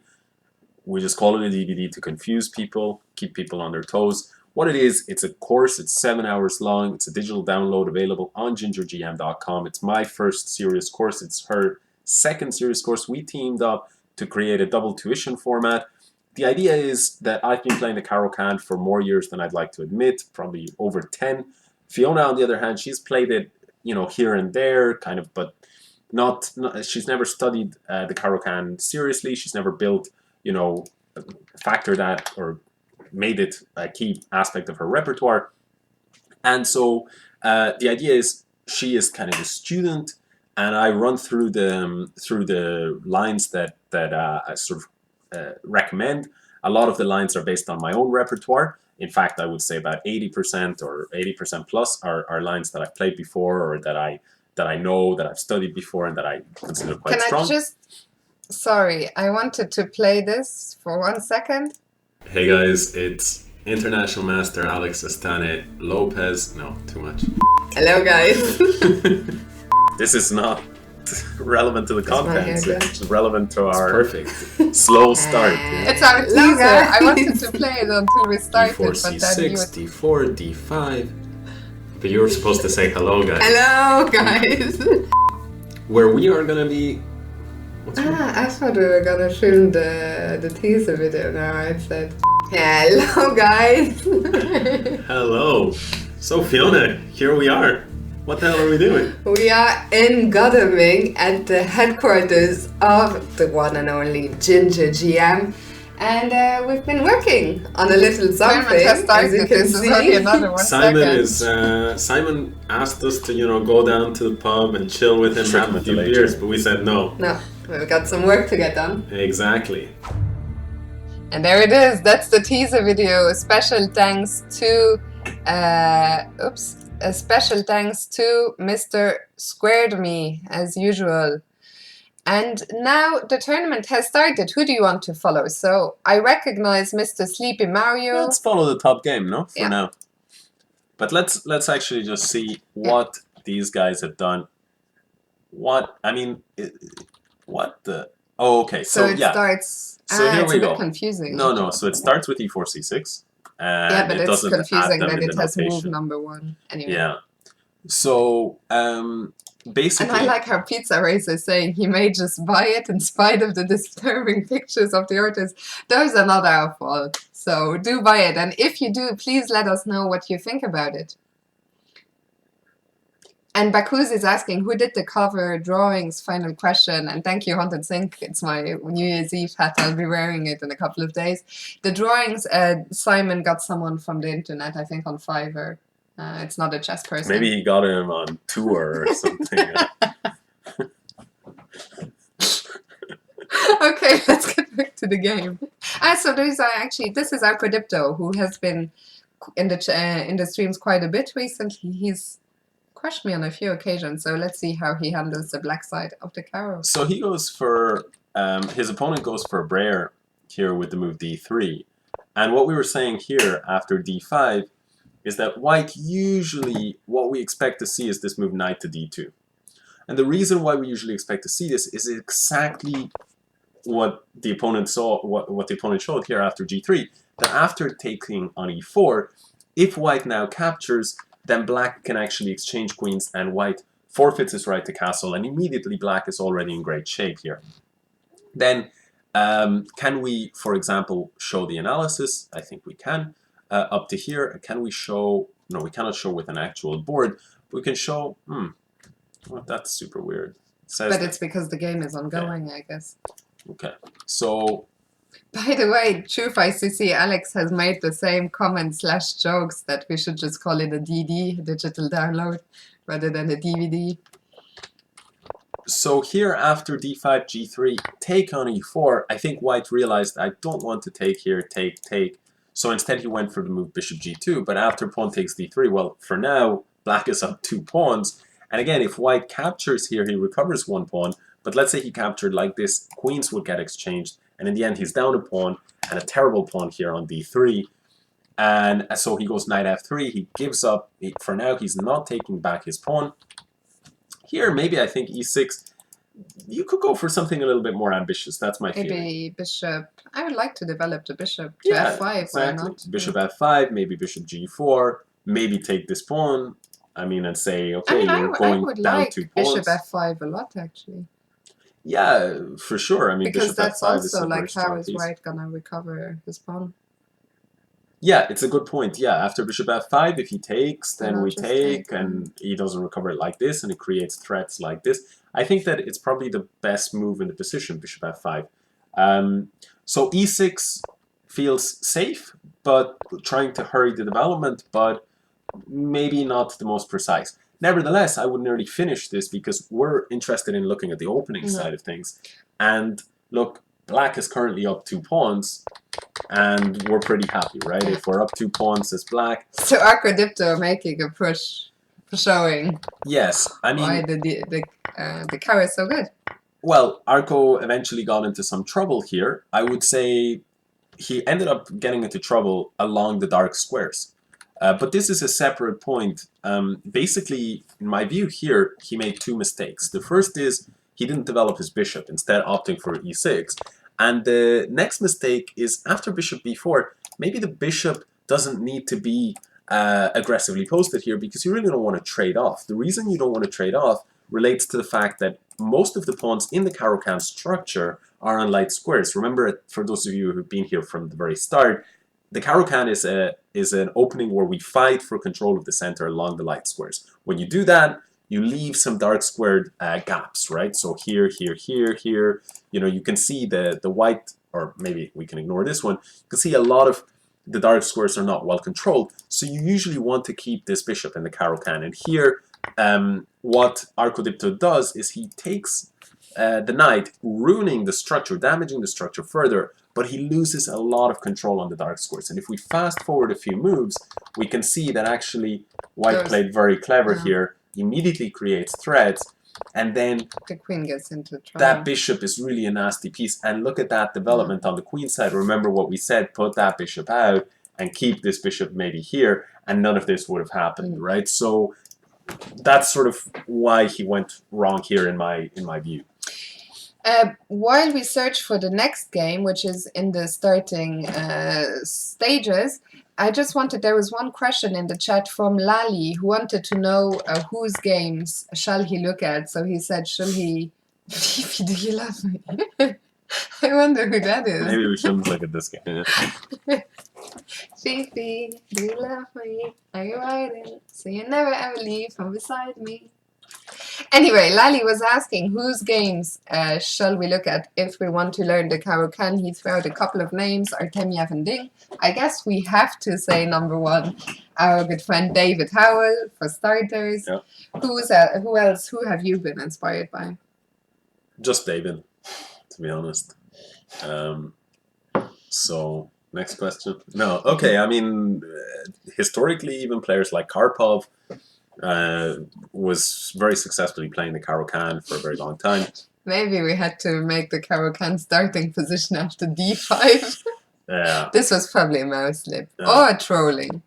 Mouse slip or trolling. We shall never find out. So I'll try and find another game while you field it. No, I mean, for me, to be honest, I'm not somebody who takes some players and says, I idolize these guys' handling of an opening. Instead, I just take all the top names that are playing the Caro-Kann and that I think are playing very well. I mean, Navarra, for example, is an amazing Caro-Kann player. But then the Caro-Kann it's such a reliable opening that you see a lot of top guys playing it, maybe not all the time, because you have so many attractive options against 1e4. You can go e5, which is so fantastic. You can go c5 for the Sicilian, which is also so fantastic. So you can go French, which is not as bad as I'd like it to be. It's actually a damn good opening. So, what a lot of players do is they play a mix. And so let's say Magnus Carlsen has maybe played 20 Caro-Kann games, and I'm not saying that's the case, 20 Caro-Kann games in the last 5 years, let's say. So you want to look at those games for sure, even if he's not a Caro-Kann expert. But Artemiev, for sure.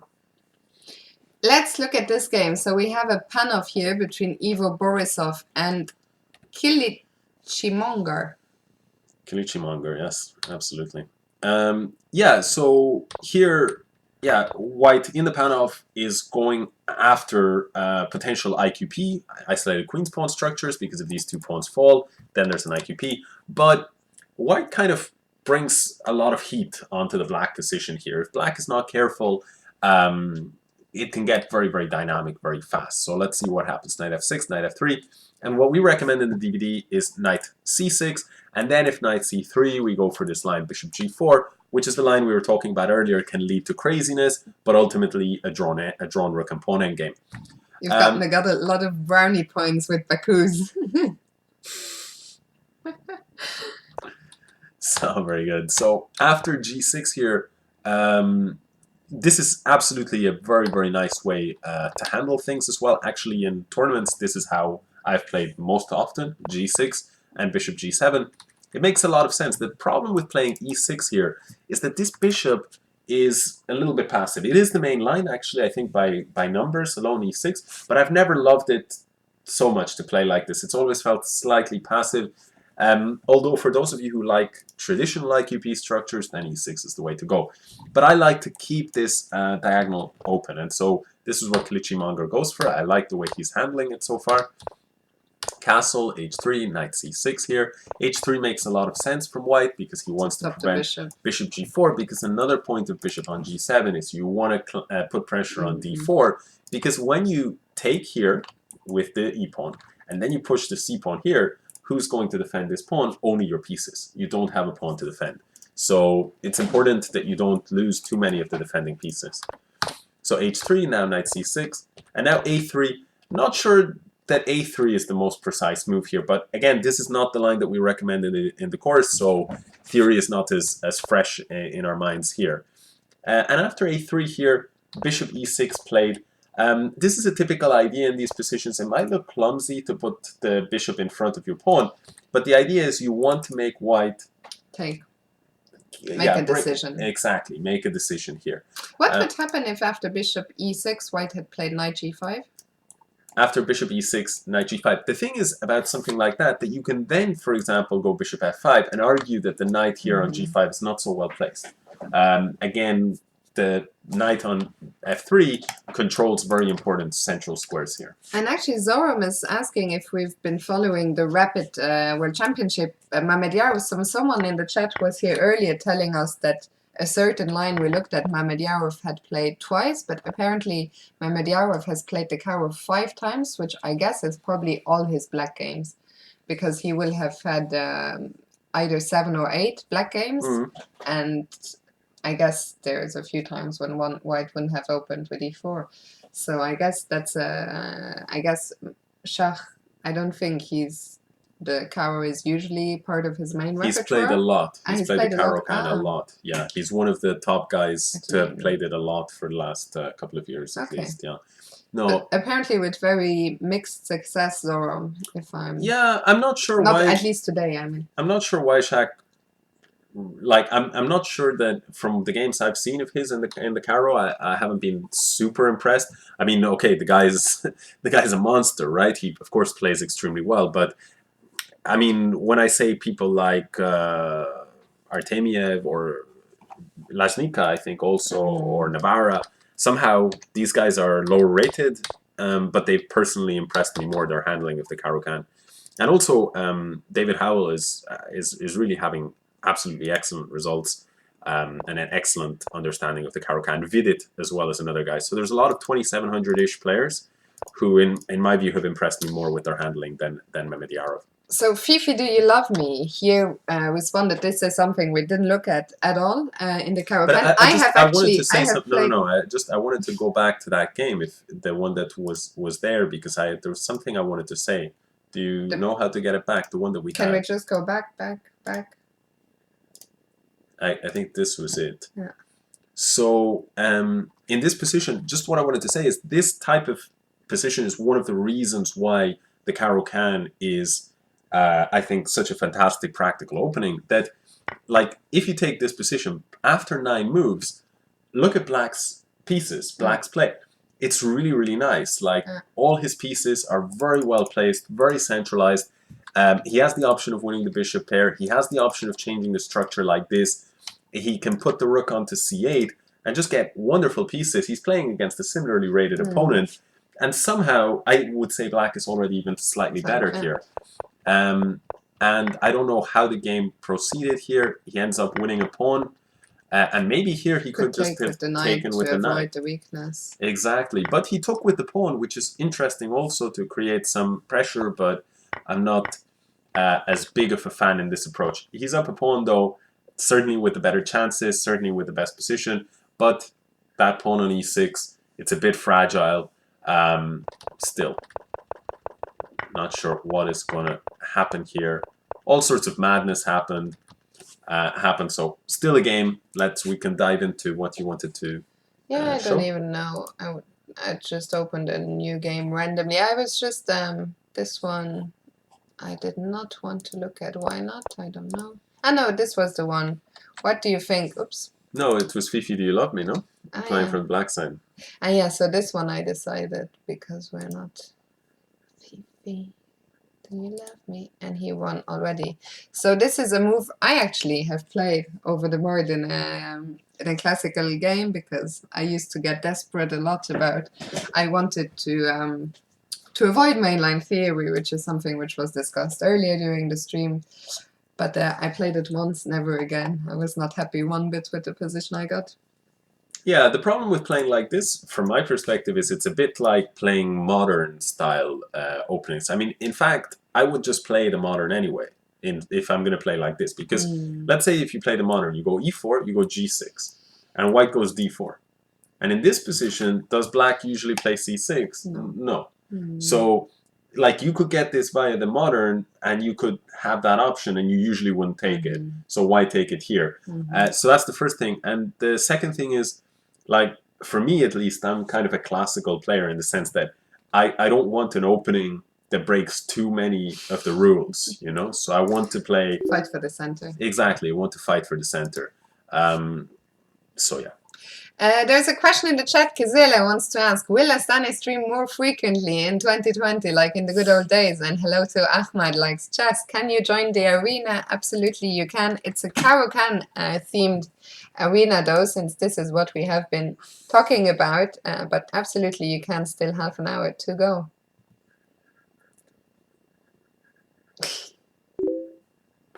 So to field the question, Kizela, I'm not sure.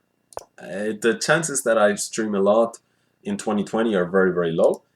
I guess it just depends on somehow if there's something new, some like new reason to be kind of tempted into streaming a lot. For example, I put out some videos on YouTube, and I'm kind of interested in putting out a bunch of stuff on YouTube. And if people really started to like whatever I put out, for now it's kind of pretty niche stuff that I'm putting out on openings. But I might put out some things that have more popular appeal. People love this G6. If this happened, and then, you know, let's say I grew the YouTube channel, and then people from the YouTube channel were asking me to stream more often, I might do something like that. But in terms of streaming, like I did back in 2016 and 2017, just casually in order to sort of kind of I don't know how to even put it in words, like so I guess I was just streaming for the sake of it, let's say. This I'm probably not going to do, because back then for me it was kind of it was like a really kind of interesting new experience, but then I streamed quite a lot and I'm a bit jumpy, so I like jump from different hobbies, so I don't know. More streams. So Alex, actually I'm curious, so this one I'm not sure I want to look at it, simply because it's the line that you said you have played quite a bit yourself, but because it's not what we recommend. I'm curious, there's a 23 plus player and he's now actually playing. I was waiting for him to start his game, and he did play the Breyer, so shall we have a look at that? A lot of players are playing the Breyer. Black here played e5. Of course, this is an approach that you can take, but the main line that we recommend is d5 here, and then after knight d2, then e5. But after e5, knight d2, it went d5, so it just transposed anyway. And after g3, this is one of the main ideas, because you've shut down this diagonal, so g3. And then knight f6 developing, bishop g2 here, and this move bishop g4. Now I'm trying to recall what exactly was recommended here, but it's not bishop g4. I think it was just bishop d6, I think, just supporting the center here, bishop d6, and then castle, and then knight d7. This is kind of the normal approach here that I would take, but against the Breyer, you can kind of play a lot of different things. Because it's such a wimpy opening. No, I mean, okay, there's some variations where white takes quickly and puts you under some pressure, but in general, like, yeah, just my approach is always like this, you know, just support your center, and then after this, don't stress too much. Oh, and by the way, just to let you know, the winner of this arena will be gifted a sub by Toilet Nogging. Once again, many thanks to Toilet, who generously offered to gift the next 12 arena winners with a gift sub. And something that's interesting about this position here from Razmanchik is that After the move f4, e takes f4, g takes f4. Sometimes I've gotten myself into this exact situation as black before. And after you take twice here, you can get a position where on the one hand you can say white has this big center, it's scary looking, but on the other... I'm so confused. Why did black take on e4 now? No, this was just a blunder, but okay. So, like, I suppose the question is, this looks really menacing for white, but it's not, in my opinion, such a big deal. And my question is, why not? My opinion might be wrong, of course, in which case it's a bit of a tough question. Because they are hanging pawns, and if you push them, you're going to create weaknesses. Yeah, I mean, on the one hand, it's like high-stakes play, right? On the one hand, for black, he's potentially going to get steamrolled, but look at white's king. I mean, he's moved every single pawn. He's lost one pawn, and he's moved all the other pawns in front of his king. And his development isn't completely finished yet, so there are certainly some chances here. You know, white isn't even threatening e5 because you go bishop c5 check, etc. Nevertheless, I'm not sure that I recommend this move here, bishop g4. Because the bishop in these structures here can only just be targeted. And that's what we see here. After a few moves, white wins a tempo here, and then is able to play f4, and is potentially going to win more tempi here. So this is not such a great idea, in my opinion, to play bishop g4. Instead, to play, for example, bishop c5, castle, may have been the better way, because then if you go f4, you're doing it without tempo, and that bishop is on a wonderful diagonal as well, where the king is going to be here, so it's going to stop it from doing so. By the way, Ahmad is saying I can't win the gifts up because there's a 2300. If the winner of the tournament doesn't make themselves known in the chat, so let's say Razmanchik does win the arena, but he's not in the chat, and Fifi, do you love me is making a strong push. I'm curious if it's someone we know. I'm sure it is. If the name is Fifi, do you love me? I'm sure it is. Okay, let's see how he's getting. It may not be. It's a completely new account, so no, I think it could be. Fifi, do you love me is something. It's not that new if you have a loss against them. Oh, I have a loss against them. That's very curious, actually.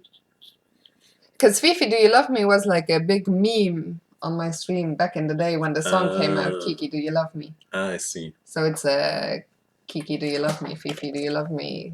Like I used to sing it a lot. The meme lords are here. The meme lords are out in force. Could be Luke, for all I know. It might be Luke. Are you aware that Fikata in the chat is Luke's copy? Yeah. So it could be Luke. I wouldn't put it past him. Okay, let's find another game. Sleepy Mario. How is he getting on? Who's been in the chat with us a lot? So this is the game that I did not want to look at. It's actually tough finding. Here's a new game by Razmanchik. So let's see what he does as black against the Let's see what he's got. Okay, so far so good.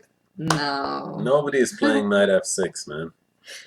They all want the free knight f6 in the sense that what they're looking for when you play knight d7, and it's a great move. But when you play knight d7, the whole idea is that after knight here, you go knight f6, and when you get chopped, then you can take back with the knight, and that way you don't damage your pawn structure at all. Now the thing is, back in the day they used to play like this because it used to be considered that to allow white to play the immediate knight f6 and allow white to damage your structure was not worth it. But nowadays there's been a lot of work done, and actually with heavy engine work, and it turns out that you can actually play knight f6 and allow your structure to be damaged. So it's forced people to reconsider, rethink old ideas about the opening. So this Karpov variation now is less trendy than the move knight f6. So that's because chess is like a living, an evolving being. Exactly. An evolving game. Shall we try and find another one? But nothing wrong with knight d7. Yeah, of course. It is a little boring though, and I played it a lot. It does lead to slightly boring positions. That's the biggest problem, especially at the club level, because you get these kind of more symmetrical positions. The beauty of playing knight f6 is you get asymmetrical structure, and that creates a lot more dynamism. Alex, I have a question. Can you still berserk in time control where there is an increment? Oh no. No idea. So Razmanchik is playing Yes, against Soro. I Trinity. recommend the immediate knight f6 in the repertoire, yeah. Did we look at this game already by FIFA Do You Love Me? Was that... Okay, so an exchange... Exchange variation, turn... c4, knight f6, knight c3. And now the problem is Adamski or Adamsky or Damsky. Zorom, yeah, just so we recommend knight f6 in our repertoire, followed by e takes f6. Exactly. Which, once again, it's my only brag in the Caro-Kann. It's the line in which I have defeated the strongest player I've ever beaten with the black pieces, Sabrina Gutierrez Vega, 24 plus at the time. I'd never really played it before, so it's especially great as a surprise weapon, and I won I think one of the most flawless wins of my career, so that's why I'm very fond of this e takes f6. What we can actually do is we can make a stream at some point in the future, because I've also played Sabrina Vega once and I lost to her. So what we can do is we can make a stream where we analyze my loss against her and then your victory against her back to back. On a more serious note, I was thinking for a future stream, on the future Caro stream, so I said I would like to play a few games maybe as black in the Caro with you, commentate, highlighting what I've done well and what I've done not so well. And another thing we could do, of course, is to show some of our games as black in the Caro, I think. Yeah, potentially. Or maybe what you could do is even you could make a stream where, like, for the first hour or whatever, you play the black side of the Caro, and then I come after and we spend like an hour analyzing the game, something like that. That's an option. I thought you were gonna say something about then I come and show you how it's done. I take over. This is what I should have said. Clips of course. Effie, absolutely he is. Appreciate it, Clips. So let's have a look. It certainly beats being called that weird guy, that weird looking dude. Someone earlier, actually, I didn't call it out. Someone called you a cool hunk. Did you see that? Cool hunk. No, I didn't actually, but I'm glad that you now brought it up. It's funny, actually, the guy who called me a weird looking dude or something like this. A second later said we're a cute. Yeah, cute couple, which I think is just the guy's an artist, you know, like, I mean, because that's a shot at Fiona as well, you know, it's like, oh, look at that guy, he looks like a freak show, but you guys make a wonderful couple. Razman, that's the game we had looked at when he was white. Were we not? Was I not? Yeah, but the game was over, and I thought you were gonna. No. This is how we do things over in this neck of the woods. So knight f6, knight c3, and here the problem is you can see actually, and this is nice that the game is over actually because we get to show the book and the engine. And so in the repertoire, what we recommend is not the main move e6, but rather this move knight c6. And then if, let's say, knight f3, which as you can see is one of the main moves, knight f3, then bishop g4, once that pin is an option. But Adamski, he got ahead of himself. Bishop g4. A bit premature. A bit premature, and now you can see that Stockfish is having a field day, big jump. And the reason is, the bishop here without the pin actually just has all the drawbacks. All the drawbacks, because look, if we go knight c6, knight f3, bishop g4, the line, just one thing, the line is like this, queen b3, and you see one of the drawbacks of playing bishop here is that when the queen comes out, there is pressure here, and the line continues with takes and here, and you lose this pawn, but all is well because you've studied 30 moves of theory and you know that all is well. However, here, after the move bishop g4, queen b3, you've got all these problems, but you don't have that knight out on c6. You don't have the option of taking and damaging the structure. So, as a result, black is already in trouble. I think it was the right idea. Like, Adamski probably thought, okay, I want to get out that bishop before playing e6, which in general is a good idea, but not. But if we speak of generalities, what do they say about knights and bishops? Knights, blank, first. Bishops. Really? Knights, no, not blank. Blank is the word that I wanted you to use. Knights, blank, bishops. When knights are walking around on the street and bishop says hello, the knight says no, and blank you. Okay, very good. So, I hope that somehow catches on that Knights blank bishops somehow becomes a thing. I don't know what knight. Does someone in knights the chat before know? bishops. Knights before. You bring out your knights before the bishops. All right, Fiona. Let's move on. Next game. Let's swiftly move on. So Rasmanchik is dominating, but Fifi, do you love me? No offense to Luke. I guess Fifi, do you love me is a stronger player than Luke. And Luke also, he was in my stream yesterday and he played under his normal handle, so I don't think it's Luke. Let me see if Luke is playing himself. His handle is Irish. If Luke is not here though, so... Okay, who knows? We'll find out eventually, I'm sure. Sleepy Mario. How is Sleepy Mario? Against Chess on Mars first, Chess on Earth in the chat. So we have an advance here. So here, once again, Bishop F5 is one of the main main move. But we recommend C5. We recommend C5, exactly. But Bishop F5 is actually also a nice move. And by the way, I should say this. For those of you who are considering to get this DVD or this course, so some of you will be newcomers to the Caro-Kann. There, what I would recommend is just work on... Jesus, he crushed him. That's how good the Caro is. That's how good the lines we don't recommend are. So, no, I mean, sometimes that's how good a 600-point rating gap is as well. So we can see what White did wrong here. Basically, this move already, Bishop D3, is not good. It's not the best because you exchange the bishops. And here, a very nice idea, Queen A5 and Queen A6, looking to exchange the queens as well. And just get great play on the light squares. Those light square bishops coming off is a great success for Black because he's got all his pawns on light squares. So you can imagine it would be pretty depressing if Black had his light squared bishop here, whereas for White, having a bishop here would be wonderful. So already a big strategic success. And then White just mishandles the position, I think, overall, opting some strange things like this and the queen setup. It's not terrible by any means, by any stretch, but it is a bit odd. And this is a big mistake because you give up this big weakness here on F5, this outpost. And after this, Black is in control. Prachtbursche, this is the guy. And I like Clips. Sorry, I need to milk it. I only have it for 24 hours. Clips Effigy is saying, my very poor understanding of openings and tendency to always lose at first and later come back with some weird ass tactic that doesn't even work if you play precise, but it's okay. My opponent also missed that. It's really helped by this commentary, so thanks for that. I'm glad that the commentary is helping you. So let's see.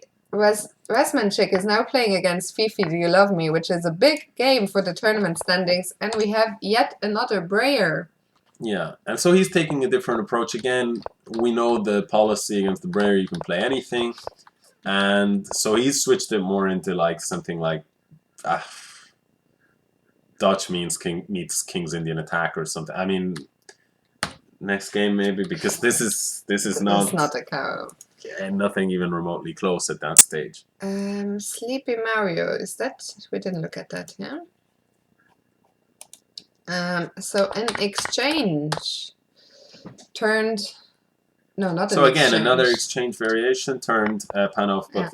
Yeah. This can happen. So you can get the Panov in two ways. Either with first, in this position, you can go e4, c6, c4.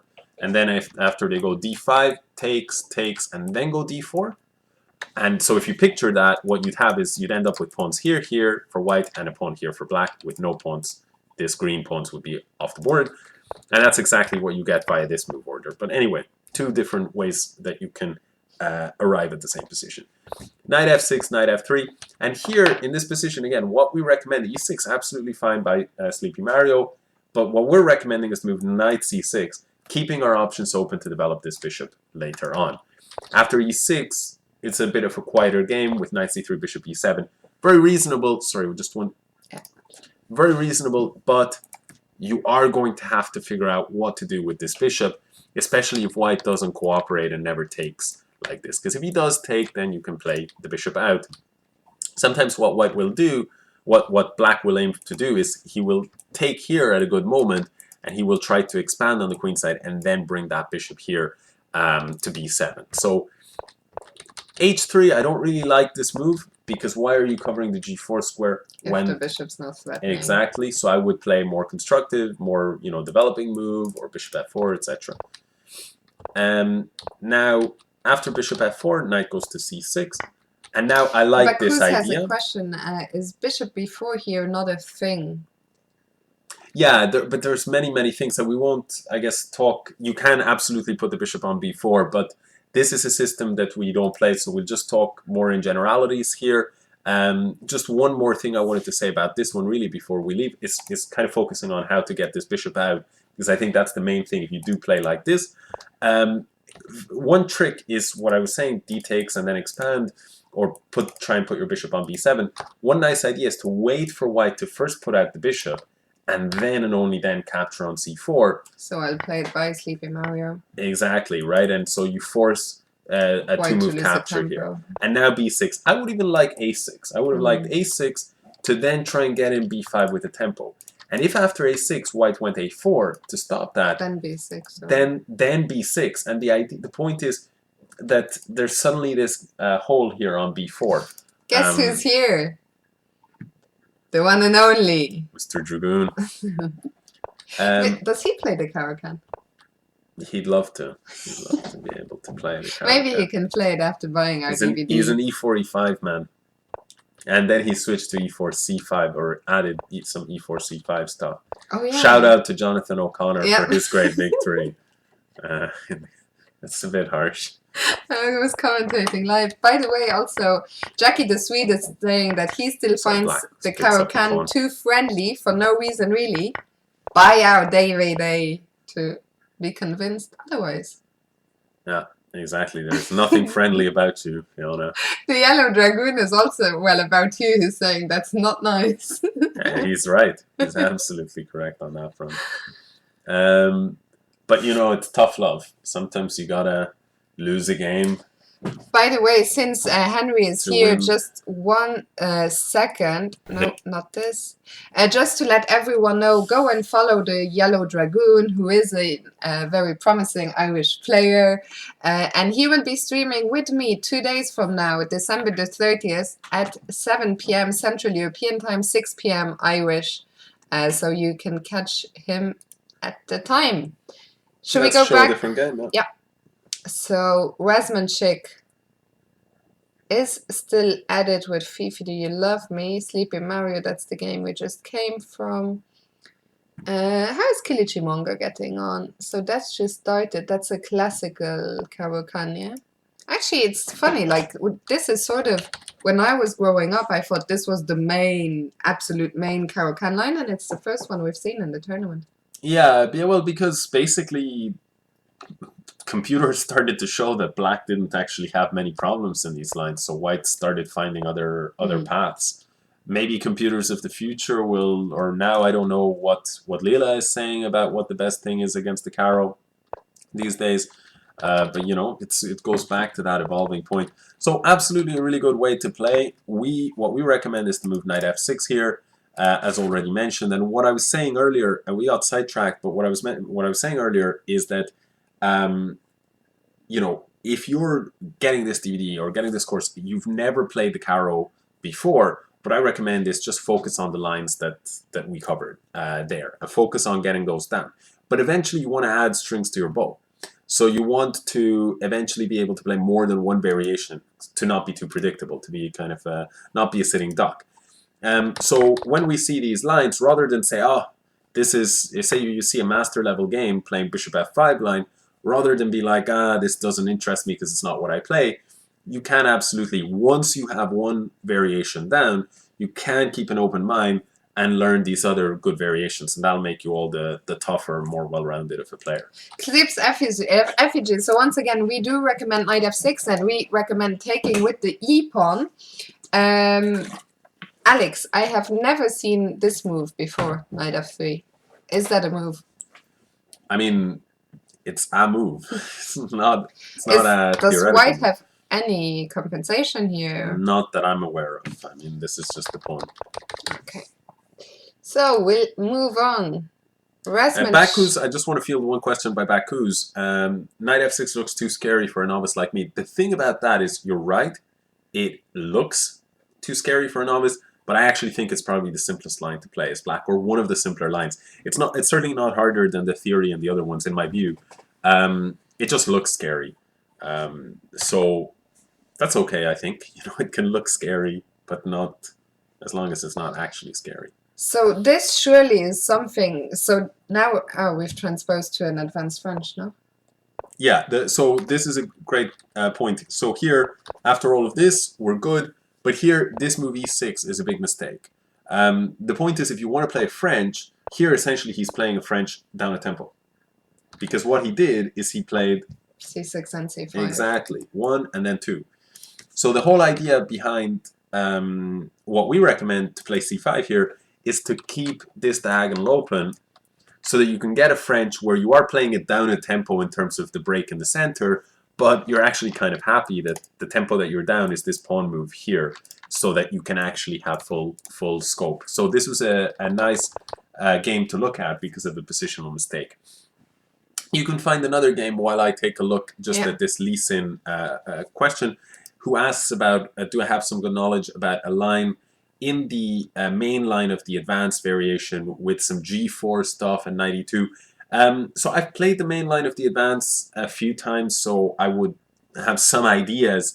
But the thing is, we're going to not focus on this kind of these G4 positions. Like I could take right now, a board and even with the openings explorer, etc., show all the different possibilities, but I'm a bit worried it would take a bit too long. So sorry about this, Lee Sin, but it's not in the repertoire, so we don't want to focus on it. But if that's a question that you want to keep for another stream, maybe in the future, then where we're doing more of a deep dive, then that sounds good to me.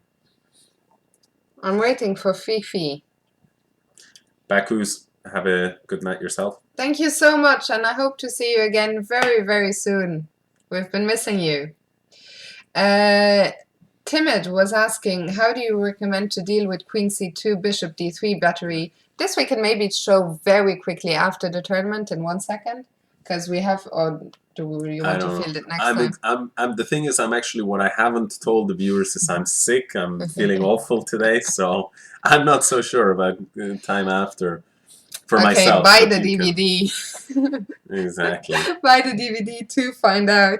Goody go. Hello. Merci beaucoup. No, but also we'll probably do a second Caro-Kann. We will do another stream, that's but true. This one I'm just kind of dying. I even have this. I didn't want to use it in front of the whole crew, but it's actually been prepared by Fiona's mom. It's like you do like this, and it's essential oils. It's really, really effective. So I've been doing this for my nose as well, but I don't really want to do this on stream. But okay. So turnip swagger. So, but as you can see, my nose is. Or as you can hear, my nose is I can't find the game. In some trouble. I should maybe have moved on to the next page rather than waiting. Fifi, do you love me? Did pause, so let me go. It's not much time in the tournament. We gotta find some games soon. Okay. Arcodipto against National Master. Mark Bueno. So he goes for the Panov options, and then D5 comes in, and we've got an accelerated Panov on the board. Mark Bueno plays the move that is certainly the Bueno move. No, I was trying to, but then I thought no, I shouldn't because it's too lame. It's like. But then lame. He plays the no bueno move. But then he plays. Okay, he's probably, if that's actually his name, he's probably heard this so many times in his life, and he's probably saying like, "Come on, like, why do people say this?" This joke is no bueno. Oh man, this is at least he won the game. Terrible. Like, I don't blame Mark. You absolutely should not buy the course after his abuse.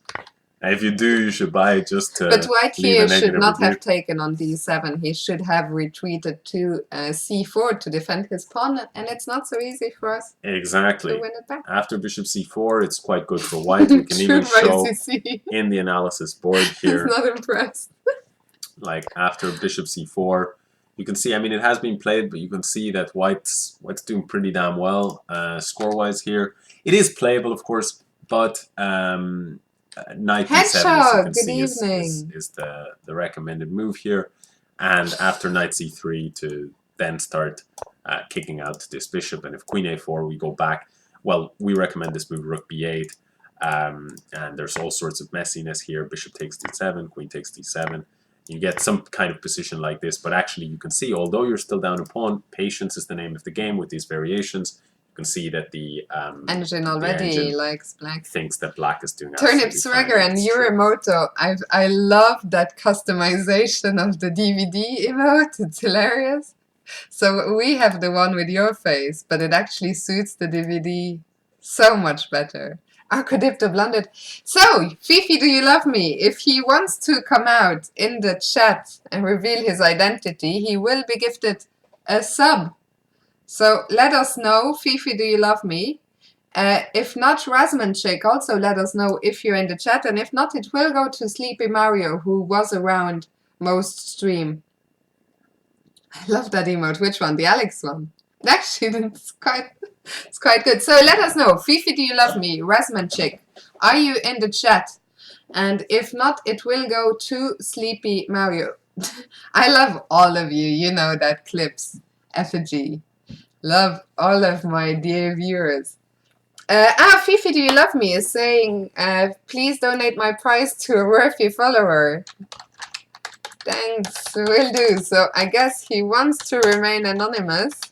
Oh, oops. Ah, that's your keyboard. Yeah, damn.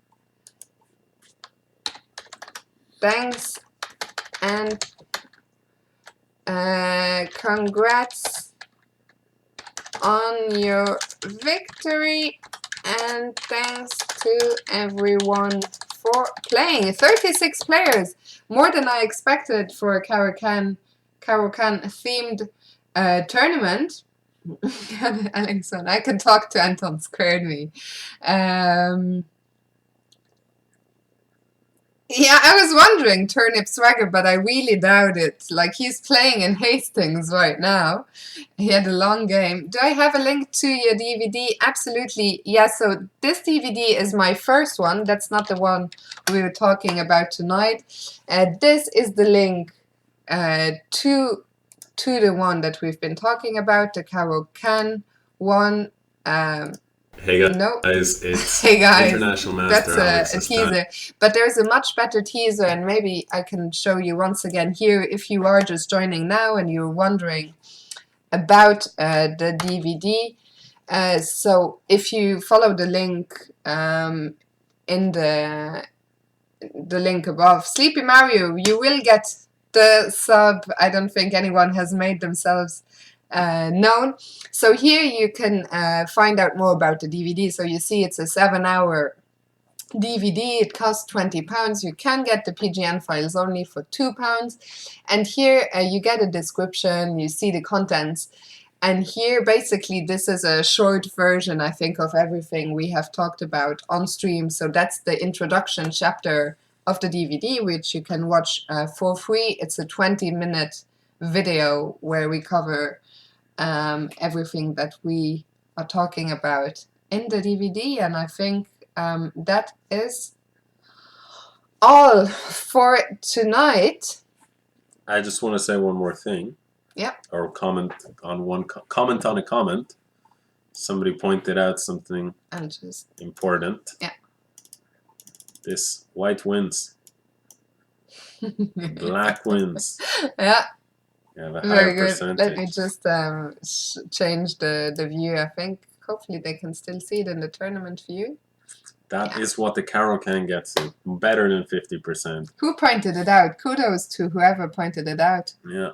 Who did it? I can't even see it. It was Lila or Le. Well spotted. Lali. Well spotted, Lali.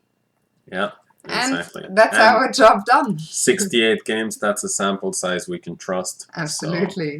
So, yeah, so Jensen Lynch says, congrats guys for this DVD, interesting theme. Well, above all, we hope that that you guys, actually some of you guys enjoy it, right? And we can slowly overtake in Oh, internet popularity overtake the dreadful Scandi defense. And no, it's not dreadful. It's a good opening. Turnip says he bought the DVD. Thank you very much for that. And please do let us know what you think of it. Is there Sweet, still a Turnip. discount coupon? So I will have to ask Simon. So there was a sale. I should have said it before, actually. Why does this not work? What was my... Did you not get it there? Sale. Oh yeah, yeah, exactly. That takes you to my tweet. There was a Christmas discount. I'm not sure if it's still on. You can try. You can try it, but yeah, Timid is saying, well, naturally, Caro-Kann players will do better. The thing is, we can't know. I doubt that all the players who played in the tournament, I would be shocked if they were all Caro-Kann players. But yeah, what are your main openings with white? For me, it's e4 and anything attacking. Alex is a king of boring chess. Plays some, I don't even know what he plays. Some knight f3, g3, c4. Fiona is literally actually the opposite, the polar opposite. By my by the openings that I choose. I play a lot of like knight f3. It was almost a deal breaker for our relationship before it even began. Like, I saw his games and I was like, this is new information. Yeah, this is tough. It's going to take me a while to process that. But anyway. Absolutely. This escalated quickly. Absolutely, Terminate. For anyone who is interested in the DVD, there is a 30-day money-back guarantee. So yeah, that is all for tonight. Also, let us know if you enjoyed the stream, because if so, we will try and do another Caro-Kann themed stream before I leave to Weigandsee, 12 days.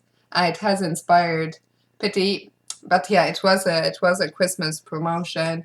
I'm sure if there is another one, maybe I can talk to Simon with something we haven't talked about, but maybe to get a discount code for viewers. So yeah, Arcadipto, glad you enjoyed it. There's still, let me just go back to my stream. Hey. No. So I will be back tomorrow for Subscriber Sunday at 9 p.m. my time. Then a stream with the Yellow Dragoon, who briefly popped in earlier. That's Henry Lee from Ireland, FIDE Master. And finally, on New Year's Eve, I hope you will maybe join me for a brief while on New Year's Eve. It will just cannot imagine anything better to do on New Year's Eve. That will just be a fun event. Maybe have a couple of drinks, play some. I don't know what exactly we'll do, but that will be a fun stream. And then we will be in 2020.